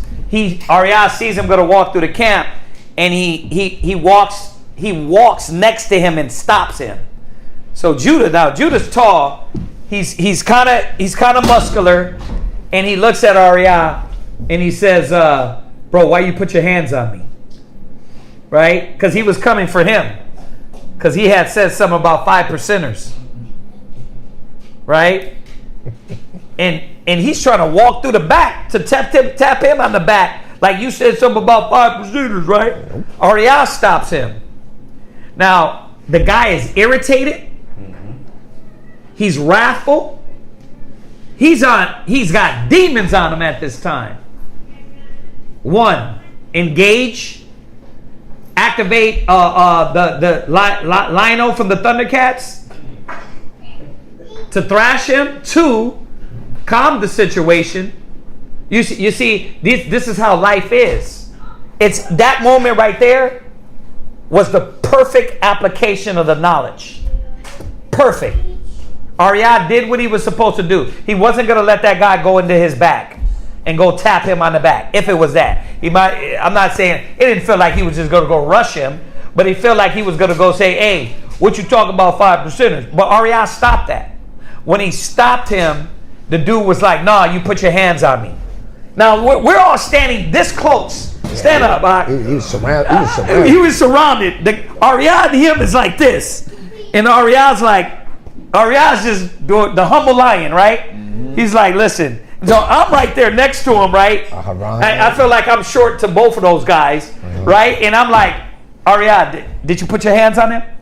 And he said, "I didn't put my hands on you." He was like, "No, you put your hands on me." Now this cat was lit, but he had wrath. He had all of this right now, and now Ariah was calm as a. He was somewhere else. Ariah was gone. The Holy Spirit took over, and he was locked into the Spirit. He was like just a humble, meek guy. I was looking at his face like, and the guy was like, "No, I'm finna knock you the hell out." And I'm standing there. Aharon's on the other post. It was just so beautiful to see the Holy Spirit come in. And instead of us picking this guy up and throwing him through a window, to be able to be like, "Hey, bro," I said, "Ariah, tell him you're sorry." He was like, "Man, I'm sorry if I put my hands on you." The guy was like, he didn't know how to act. He didn't know how to act. He didn't know how to respond to that. He didn't know how to act. Glitched. And that happens to us daily. Daily. Wrath, envy. Like there's some demon that's trying to provoke you right when you get up. Right when you go to the bathroom. Right when you get to your job. right when you get your sandwich from Wawa. There's some right when you put, well, Shalimai the other day, I think it was today or yesterday, right? The lady was like, you ain't even getting gas. While she was trying to set up gas through her 7-Eleven app, Judah comes over and was like, you ain't even getting gas. You just sitting in your car. Then she ends up doing the same thing when she pulls up. Yes. But that's what this life is. It's chaos. It's confusion. Right? What separates us and makes us lights? When it says you shine as lights in darkness. Mm-hmm. This is what we got to see, y'all. Mm-hmm. So it says what? Wrath and envy. What? Wrath and envy. Read. Trouble. Right, trouble. Right? You always got a person that's out of the spirit, demons trying to provoke you. Oh yeah. This is a life thing. So everything's going to irritate you. Everything's going to frustrate you. Everything's going to upset you. Then you don't got the Holy Spirit guiding you. You don't got the Holy Ghost guiding you, right? Right. You don't got it. God. You're a bad Israelite. You're a bad Israelite. You're supposed to be getting better at controlling these things. He's telling us it's going to happen. Right? And guess what? Your little smart ass face, your little smart ass look, your little, I'm gonna do me. I love when you do you. I love that. Boy. I love it.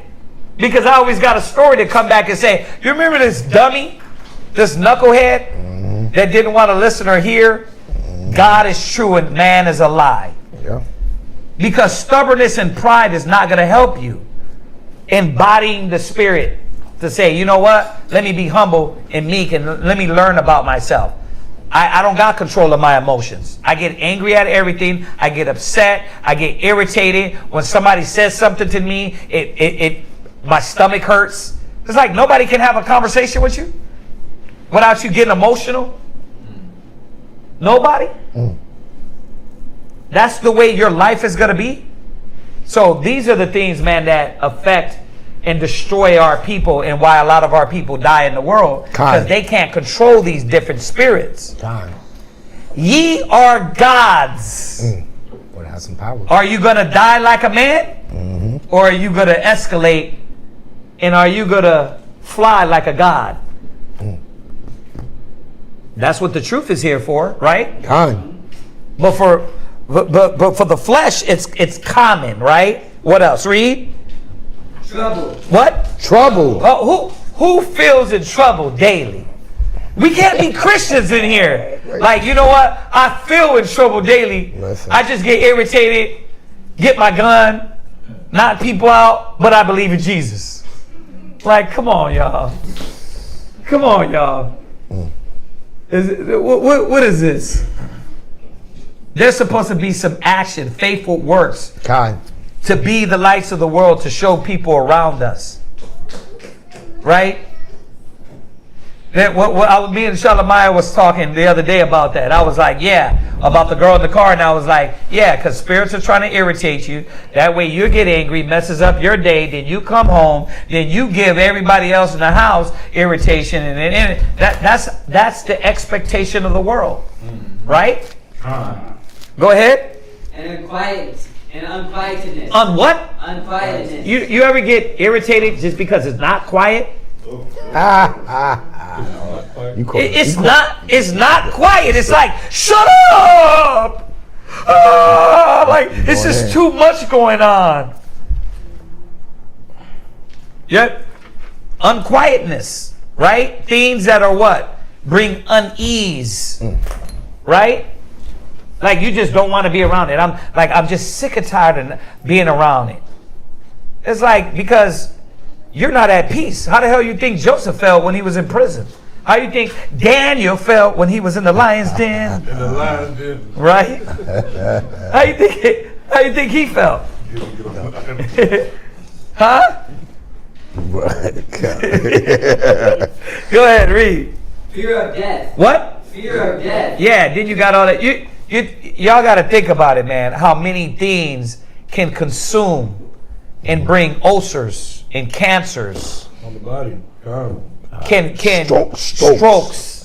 Freaking brain aneurysm. Yeah, you're like, man, I don't know why this is happening to me. Because you mentally, you spiritually are not healthy. Yahweh brings health. The Most High brings health. He said the word will be health to your navel. Yeah, but what's happening to you daily? You're damn being consumed daily. There's something going wrong here.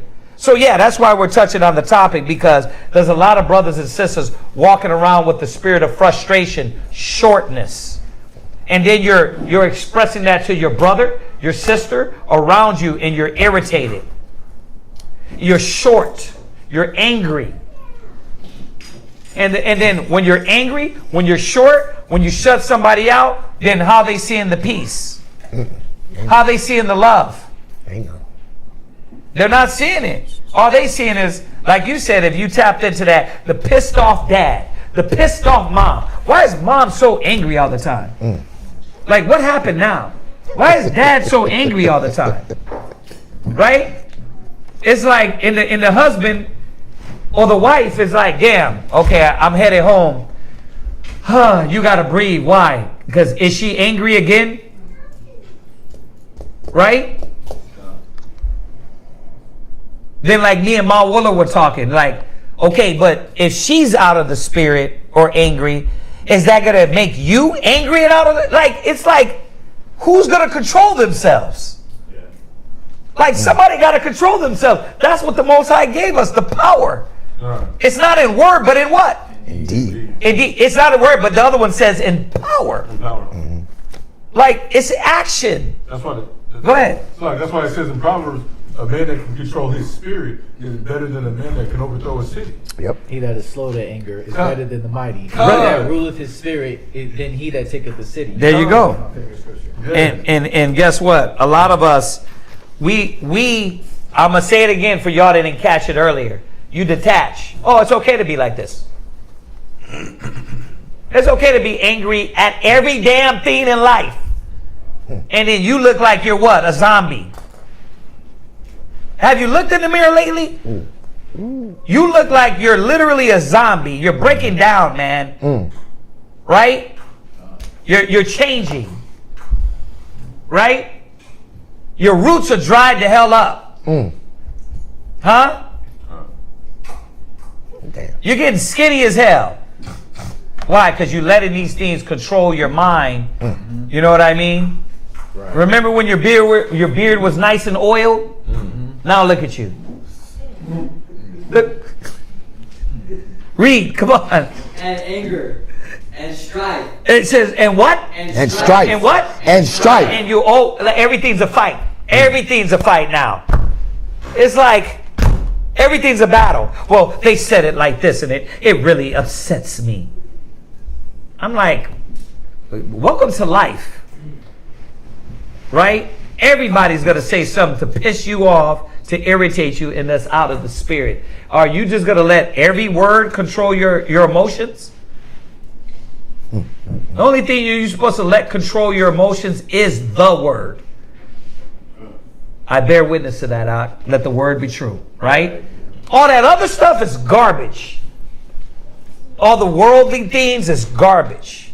But that's got to be in our mind. Because it affects your mind first. Come on, read. And in the time of rest upon his bed, his night's sleep. Yeah, you don't get good sleep. You don't get no good sleep. Why? They say that though. Yeah, I don't get no good sleep. Why? They're tormented. Because you let the spirit of negativity, frustration, irritated with life. You know what I mean? You don't know where you're going. You're unsure. You fall back into that one where you're unsure where you're at? How many years you been in the truth and now you're unsure now? Come on, man. Come on. Yeah. That's unprofitable. Unprofitable servant? Ever learning, never coming to the knowledge. Go ahead, read. Do change his knowledge. Do change his what? His knowledge. Do change his knowledge. But a spiritual man is able to what? Control his mind. Right. Yeah. He's able to control his emotions. Yeah. She's able to control those things. Go ahead. What? The way you keep bringing it out, it's that Isaiah 33:6. Mm-hmm. Knowledge and wisdom shall be the stability of thy time. Without the knowledge and the wisdom, the application of the Bible, you're not going to be stable in life. And that's not going to say, without the application of it, it doesn't save your life. Wisdom of Solomon 9:14. Give me that, somebody, quick. Marwilla, keep reading. A little or nothing in his rest. A little or what? A little or nothing in his rest. How do you think that helps your mental state? Yeah, Shariah. So, is frustration, well, I know what frustration is. I'm not trying to sound like I'm not listening, but what I mean is frustration the way when you finally react to something, when you finally have that snapping moment, or can it be even like, say you got frustrated and you're like, is that also frustration? Is being frustrated, period? Okay, so remember, and I don't know if you caught this at the beginning of class too. I made a point to say we're all human. This is not about the thought coming to your mind. This is about you acting on the thought. That's what everything, right? Yahweh Shai had the demons come to him. So you're not above Yahweh Shai. You're not above the master. Right. So that those demons are going to come to you. It's not about them coming to you. It's about you moving on that and you letting it control you. Right. Y'all get that, right? Time. Because nobody's trying to be we all know that everybody partakes in this. Mm-hmm. But some of us is letting us live, think, feel this way and being controlled in every aspect when these certain things hit us. If the demon says wrath, you're what? Wrath. I'm angry now. Right? If it says envy, you know what? I'm envious. Mm-hmm. Trouble's coming. Oh! It's like, time to panic. Right? You lost something. Time to doubt. And you're like, yep, time to doubt. Right with it. Like, we were supposed to be changing from these things. Right? What? So, would it be wrong to step away from a person? To be like, give me a second. I'm a little feeling some type of way. I need pause. Would that be wrong? No, it wouldn't be wrong when you're at the white belt stage. Mm-hmm. So I always remind everybody of this. Is there going to be a time when you grow from the white belt? Mm. If you're doing that 5 years later and you've been like, I'll put it like this. And me and Shalamaya, she's here now. So I'm talking to her, right? If we, when we were 20, there was, I might can leave and walk out. But now we have to realize you can't just walk out. There's got to be some discussion, some talk about it, right? So what I'm saying when I use the white belt analogy was, like, how long are you going to keep doing that? The walking out. Like, you can't do that in every situation. There's got to be some growth to where, no, I'm going to sit here, shut down that demon of frustration, irritation, and negativity, and say, no, let me do what the scripture says. Be not overcome with evil. Right? Because the overcoming is the problem. You're being overcame by that to where you're like, now every time I got to walk out, then you're never going to have a true conversation. Yeah. And that's where a lot of relationships fail. Not only men and women, men and men, whatever relationship. I need to go take a break. I can't deal with this right now. Okay, Ak. All right, they just barely learning each other. Go take a break. But you're going to do that all the time? And that's a detriment to a relationship, to what's going on around you. No, I can't do that every time. I can't walk out of every situation. When I was his age, every situation I didn't want to be in. Right? Like when you're young, you're like, I don't want to deal with this right now. I don't want to deal with this. You know what I mean? And then you got to deal with brothers and deal with sisters. You got to be the one to say something. You're like, that's him right there. He like, Bakar. He's like, and Bakar be like, You want me to get them both on the phone? I'm like, no, you deal with it. Like, why? Because he wants it. He's like, damn, do I gotta deal with this? And the answer is yes. God. You gotta deal with it. You gotta deal with it face on. God. Right? Or else you're not gonna know and how to go control yourself in the situation, and control the situation. God. What? No, I think it's just a question. I was thinking about the DUF of the mother class, and you had asked the question, why do you think you won't be a good mom? And in my head, I was like, oh, because selfishly, I need my 5 minutes, and that's not nice to a child. There you go. So, even if you say it respectfully, like, can I connect you on that? Give me a second. That's so wrong. No. It's not wrong at all. What I'm saying is, when are you going to grow from that, though? Mm-hmm. You can't do that your whole tenure in a relationship. Yeah, probably.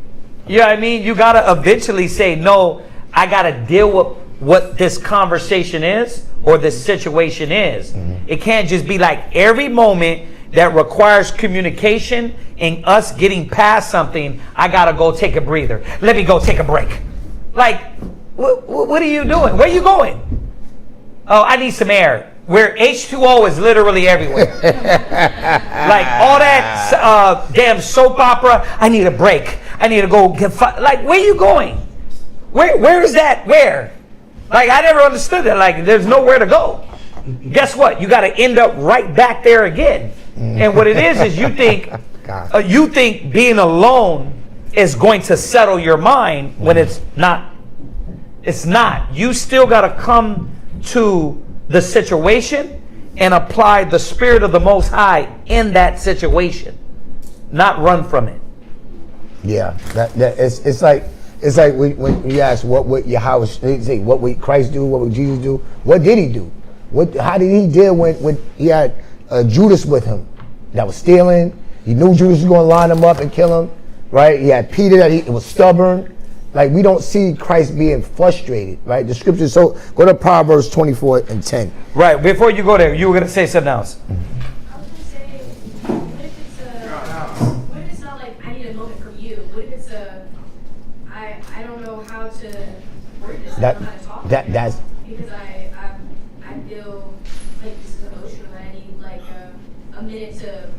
Shariah, the same answer. Right. I'm not saying it's wrong. But here's the thing. It's wrong when you're 40 doing 16-year-old stuff. Mm-hmm. Like, I got to deal with my responsibilities. Mm-hmm. If every situation, I got to go take a break. I got to run. Then I need to reassess my life, my situation, mm-hmm. my bishopric, mm-hmm. because I cannot run from what needs to be handled. Mm-hmm. So, granted, you're becoming a new wife. You're in this whole different dynamic. That's suitable for you for a moment because that's not an excuse, right? But how long are you going to do that then? Mm-hmm. I'm asking. A month? 2? A year? 2 years? 3 years? No, I'm asking. What do you decide? When do you decide that, no, I got to face whatever conversation, I got to not be overcome with this spirit and deal with the situation at hand? Well, right now.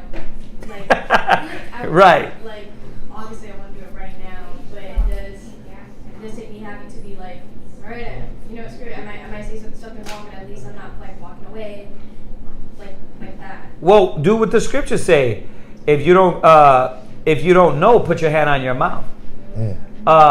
Apply the Spirit in the moment because that's going to get you stronger than walking away, mm-hmm. which is staying quiet, being able to hear and listen, and talking your way out in that moment, talking your way out of the frustration. You know what I mean? That's how you deal with the situation. Not walking away. It's not going to help because you're going to get used to that. You're not going to grow from that. Yeah. Now, I'm not saying. Mm-hmm. I'm not saying like those things don't happen, right? We could be in the middle of a council and be like, listen, we're gonna take a break, but not for my sake, because people don't know how to control themselves. So we might be like, you know what? We're going to take a break from this. Give y'all a second. Because they in the council might not know how to control those spirits on them. You see that? So we get that too. You get that. Everybody understands that. But I ask everybody with that logic, how long are you going to do that instead of applying the word of the Most High and saying, be not overcome with evil, but overcome evil with good. Resist the devil and he shall flee from you. In that moment, you're so frustrated, irritated, you don't want to say something disrespectful. How about just don't say it? How about just say, you know what? You're right. I'm going to do that better next time. Right? Yeah. Okay, is that not an option? Come on. That's always an option, but we want to do the other way, which is what? Soothe our own flesh. We want to soothe our flesh. We want to walk away. We think that's going to actually solve something. It's not going to solve anything. It makes you more weaker if you stand in the moment and you assume the responsibility, apply the Bible, be not overcome with evil, overcome evil with good, resist the devil and he shall flee from you. Then it will work. You will get stronger and stronger to know, okay, I'm going to be calm here. I'm going to be calm here. How many of y'all used to, when somebody says something stupid, want to choke them up? God. Right? Right. You want to choke them up, right?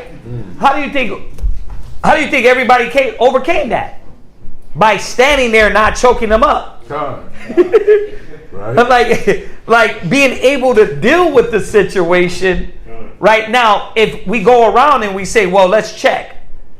If they're walking away all the time, and I'm not talking about they're dealing with somebody that you need to walk away from, it's hurting or harm or death. Right? I'm talking about in these situations of relationships, family, right? Things of that nature, right? To where it gets heated and then there's no control. I'm talking about those. Let's be clear, right? Right. Because we know when somebody got a gun, somebody's out of their damn mind, you definitely got to walk away.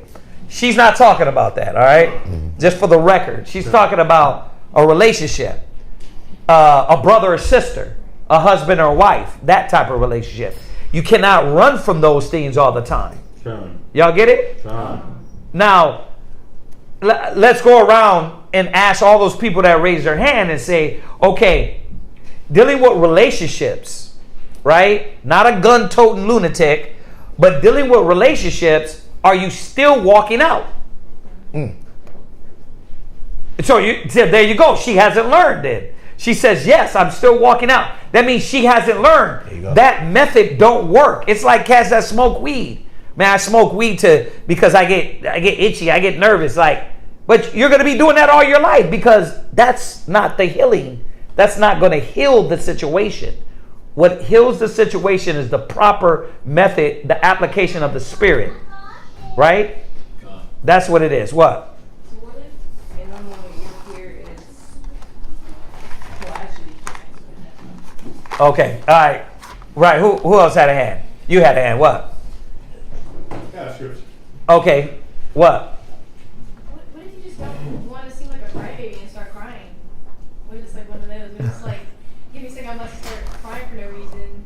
What if it's like, it's still like, maybe we gotta get past that. How many sisters have you been around that are,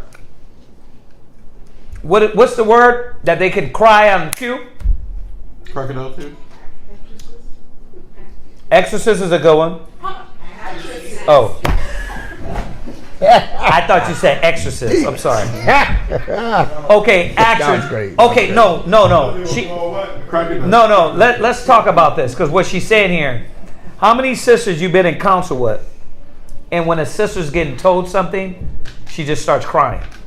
I don't think it's actress. There was a sister among us that it wasn't acting. It was her feelings getting hurt, and she didn't know how to process that, and she would always cry. Right? Okay. How did she overcome it? By walking out, running away, or dealing with it and realizing what she's getting? It's not running away. I get it. That might be your method now, but that eventually has to stop. Right? Look, if a sister got a problem with you, could you just walk away from her? You got to deal with the situation. So what are we talking about then? Ain't that an uncomfortable situation? Yeah. Okay, so you got to deal with the uncomfortable situation. And I know you're learning that as a young sister. She's learning how to do what? Engage in these conversations and in these rocky moments with sisters, to where it's like, you know, Shariah and Zelda, she's like, I don't really want to go through this with Zelda. I want to be at peace, right? But guess what? In order for you to learn Zelda, you got to what? You got to deal with it. That's what sisterhood, that's what brotherhood's about. You can't just walk away and be like, well, I don't want to deal with it. I'm going to go tell somebody else and see if they deal with it. It can't be done like that. The scripture says what? If you got a problem with a brother or sister, do what? It don't say run away. It don't say go to them, and then when the situation, you guys start actually talking, you get up and walk out because it gets frustrating, irritating, and you know what? You just don't want to be in it. It's an uneasy situation. You got to deal with it. That's life. What? So, what you just said, going to somebody else to deal with the situation. If you know that you're an individual who doesn't have control? Doesn't know how to say it the right way and can come Of course you can. Of course you need the help. So it's okay to. It is. I'm not saying none of that's wrong. What I'm saying is that where you want to stay at though? Is it? No. Right. So eventually, what do you have to do? You got to grow up, right? When the kids are at school and they're getting bullied, and then they come home and mom and dad gives them the wisdom to get past the bully, they got to go home and they got to go back to school and do what? Deal with that. They got to apply it, right? That's what the Most High gives us, the wisdom to apply to deal with these situations, right? So the go to that first. The experience brings, yeah. Experience brings hope. Romans 5. You have been dealing with the individual, and the individual that you're applying that to is not trying to receive it or take it. Is that a moment to walk away? We know what the script. See. Remember, one dynamic leads you to another. One application of the Bible leads you to another application of the Bible. That means that you just threw in another variable, right? That said, now this person doesn't want to what? What does the scripture say do, sis? You already know it. You're just not putting it together. When they don't want to hear you, you go do what? Yes, Matthew's 18:50. You guys should know this, right? I was thinking of the other one where What? it talks about when I'm butchering it like crazy, but where it talks about when the person is acting like if you don't engage with the food, and then when is the food engaged with the food, that scripture. You're wrong application. Okay.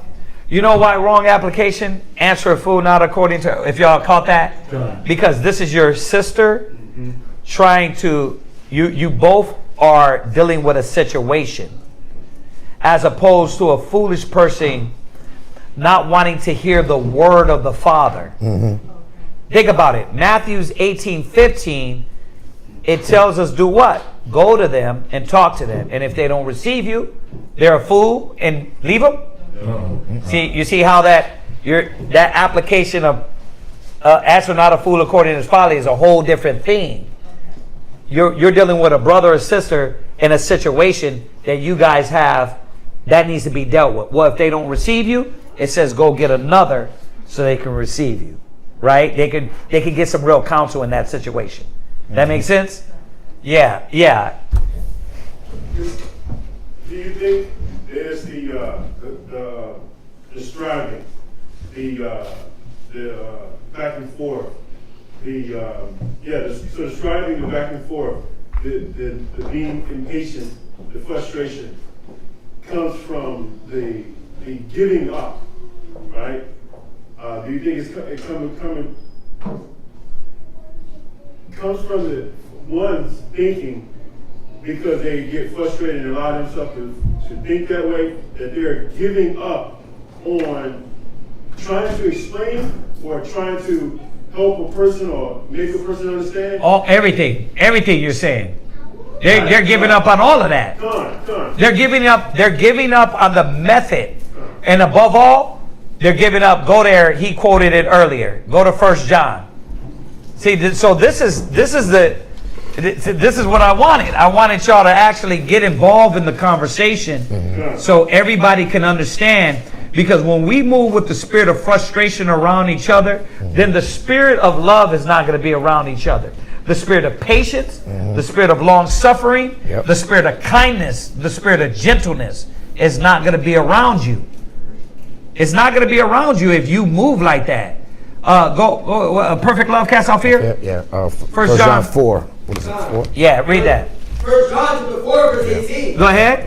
There is no fear in love. See, so back what you're saying, and to bring it all back around, the problem is the fear, right? The fear of what is and what if I do it this way. Like for the sister that don't want to apply the method, it's fear because she doesn't want to give up the reins to the father. So she's not going to apply, right? So the brother that is not studied enough, right? God. For the brother that is not studied enough. That's what. Go ahead, say it. No, this is beautiful. I know I want to pour out of you. Go ahead. I'll finish that.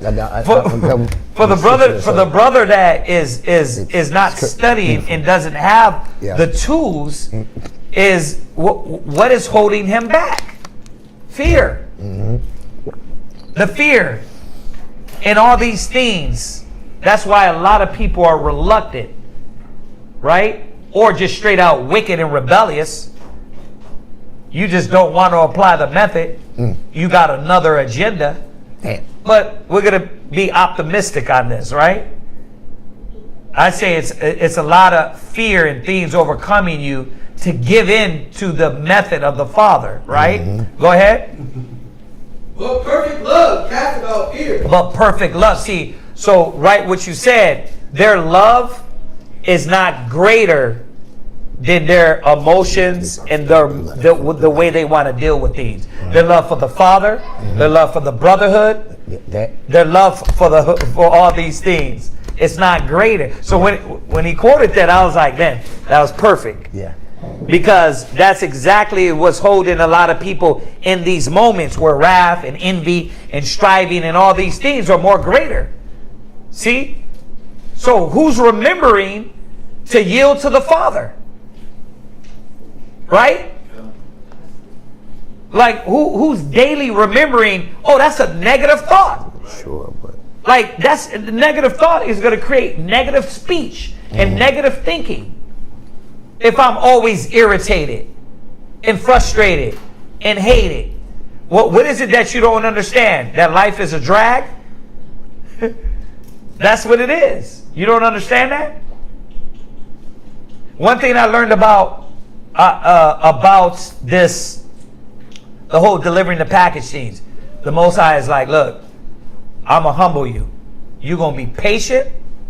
And you're going to realize that the only way you're going to find your way through this is patience and love for me. And that's what I'm learning more. What we're doing gives everybody patience. Right? Now, if you're rejecting that, you're frustrated as hell daily. And you're negative daily. Because why? Your route is bad. It's hard. It's hot. It's raining. It's raining. It's not enough. It's not enough. It's too little. It's too much. It's too much. Too little. Like, and that's what you're realizing. You're like, wait a minute. You wanted more packages, but that's a lot of packages. Then you're like, man, I'm out here. And then you wanted a little, but you didn't want it. You want it right, perfect. And the Most High is like, this is perfect for you because I'm breaking your mind down to realize to be content in all things and to have love and patience is really dope. So a lot of brothers and sisters, when I put the topic together, there's a lot more, obviously. The thing is to remind y'all that what evilness consumes us. Because you're frustrated daily. You're short with your kids. Yeah. You're short with the sister. You're angry with the brother. You're short with the brother. Right? You're irritated. You're sad as hell coming around. It's either one of those. If you're just down and out, it's like, what's up with you? I'm good, I'm good. But it's like, no, you're not bringing your energy. You're not bringing that power around us. You see? Like, look at you. You're down. You're dragging. You know what I mean? And then we try to build you up. That's what we're supposed to be here for. But what about if you're negative? If you let it irritate you so much, well, you're just a negative person. So read on. Come on. Because fear hath torment. See, and that's where, like you said, like hopefully everybody's understanding the reason, the reluctancy, and to give in to the Father and to do daily what the Most High wants. That brings torment. You won't last. And I know, you're still in the truth. You don't got to do it this way. I know the lingo. You know what I mean? Just because I'm not there, that don't mean I'm in the truth. You know what I mean? The scriptures say that those that draw back, the Most High is not with you. So whatever excuse you got, great. You drew back because your first works you weren't supposed to leave. See, so while you're making excuses on why it's not necessary for me to keep fighting, the Most High is reminding every one of us, you don't supposed to draw back. Yeah. Oh, I just created another lane. Bruh, we ain't in the world. There ain't another lane. There's one lane. When the Most High puts you on that path, are you going to complete that? Or are you going to make an excuse to create your own path? But that's the logic. I don't want to fight the way the Most High said, so I'm going to create my own thing and do it my way. Yeah. It's no different than what a child does. Like, and that's why, for Shariah, for all of us that think about why, like, even you put me on blast, like, why do you try to avoid those things? Because you're inadequate. You don't have the tools, right? But do you stay inadequate? Do you stay a child? Like, at one time you didn't know how to feed yourself, but you stay there. No, the Most High is what he's talking about, perfect. Remember, the Greek of that, we always talk about it, full grown, mature.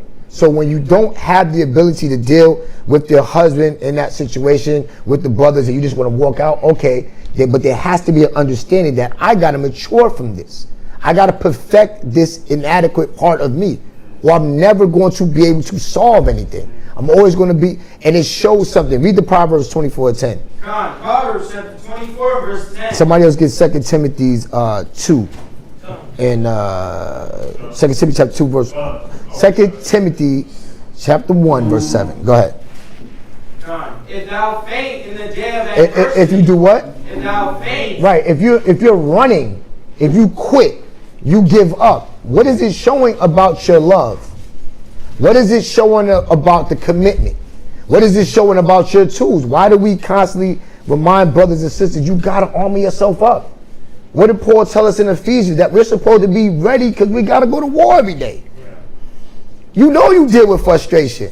So how many scriptures do you got on deck to protect you and to cast it down? To cast down the imagination? Because it's not the imagination, it's the yielding to the imagination. Now you become a servant of what? You become a servant of that, not a servant of the Lord. Yeah. So the Lord is telling us what? If thou faint in the day of adversity, thy strength is small. So you're a babe in that area. Okay, you know that. All right. So are you going to stay a babe? Are you supposed to stay weak? Based on what?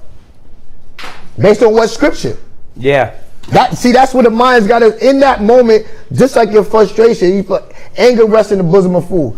Who likes to be called a fool? I despise that in the world. When somebody calls you a fool, because it's saying you're ignorant, you're void of, you don't have. There's nothing wrong with you.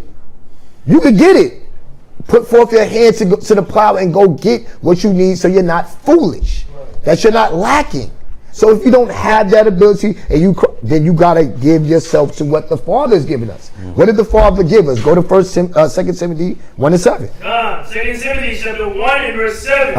For the Most High have not given us the spirit of fear. The Most High ain't tell you to be. No, yes, and I'm glad that he made the distinction.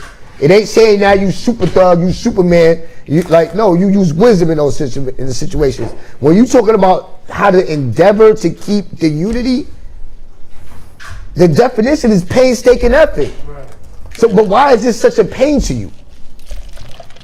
It's not a pain to you if you love it. If you love the brotherhood, if you love the Father, then it shouldn't be a pain. It should be something that you get stronger, that you get more mature at doing. You get more mature at showing your brother, your sister, okay, this is wrong, because you love them, right?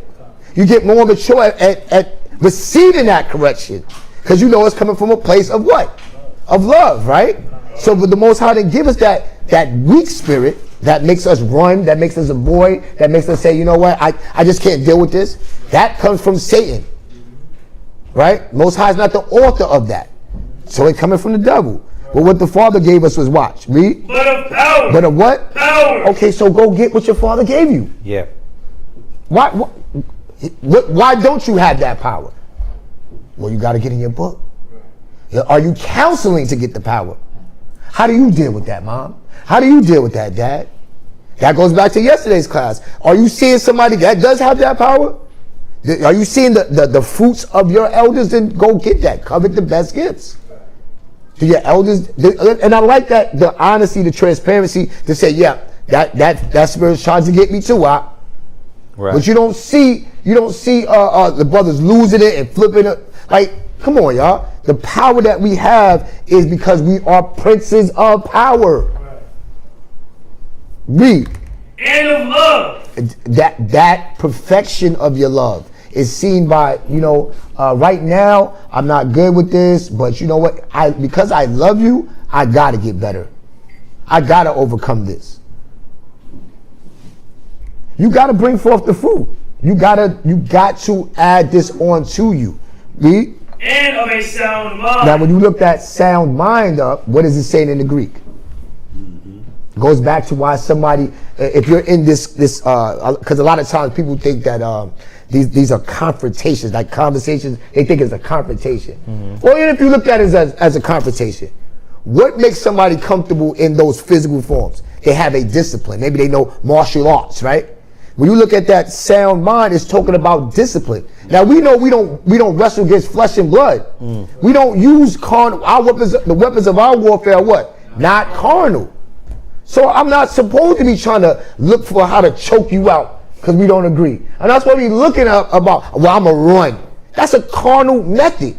We can't use carnal method for spiritual issues. Right. We'll never win. Right. We'll never win. So what do you got to do? You got to get stronger in your discipline.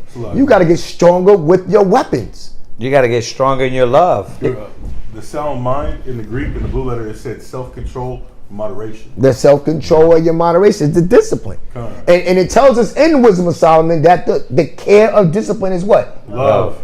So if you really do love that person, you love the brother, you love your husband, you love you're going to care to gain this attribute so that it's fruit from that. Yeah. That we can actually have a conversation without I got to get in the car, drive off, listen to some 80 montage, right? Who? Like the 80s montage. The montage music, yeah. You know what I mean? Like some twisted metal, heavy metal nonsense. Like, no, you're able to use the weapons that the Father gave us. Because did he not say that the fruit of the Spirit is peace? Yeah. Did he not say the fruit of the Spirit is patience? Did he not say the fruit of the Spirit is long suffering? So this is supposed to be an evidence that you are in the Father. That you are one with the Father. And then you could be one with your husband, you could be one with your brothers, you could be one with your children, you could be one with everybody, because you got the most powerful weapon of all weapons, the word of the Lord. So then you're going to see the growth. Like, in the beginning you can't do it. In the beginning you want to avoid it, but guess what? If you really did love it, if you really did love them, you'll find your way to get it. Yeah. What's up, Aaron? Also looked up sound mind in the Greek. It says statue. I use ChatGPT. And it says, self-control, self-discipline, sound judgment, sobriety of mind, prudent, a well-balanced, controlled way of thinking. Yeah. So you say it's sober. So then when I'm sober, so sober based off what? Because some people think sober is me doing my carnal way of dealing with things. But when you're sober based off the scriptures, you know I'm not fleeing. You're locked into the spirit, so you understand how to deal with that interaction. That's why it says wisdom is clear, right? Wisdom is clear. It's like it is undefiled, right? Pure. Pure, right? Because it says it's not the word he used for not wavering. It's 7 and 20. Unleaded. What is it? Right, cannot be stopped. Right. So 7:22. Mm-hmm. Right. Steadfast, sure. Ready to do good. Right. So when you got the Spirit on you, like, are you pursuing these objectives as opposed to the panic, the fears, the anguish, the I'm always upset. This is always irritating me. It's like, when are you gonna grow up?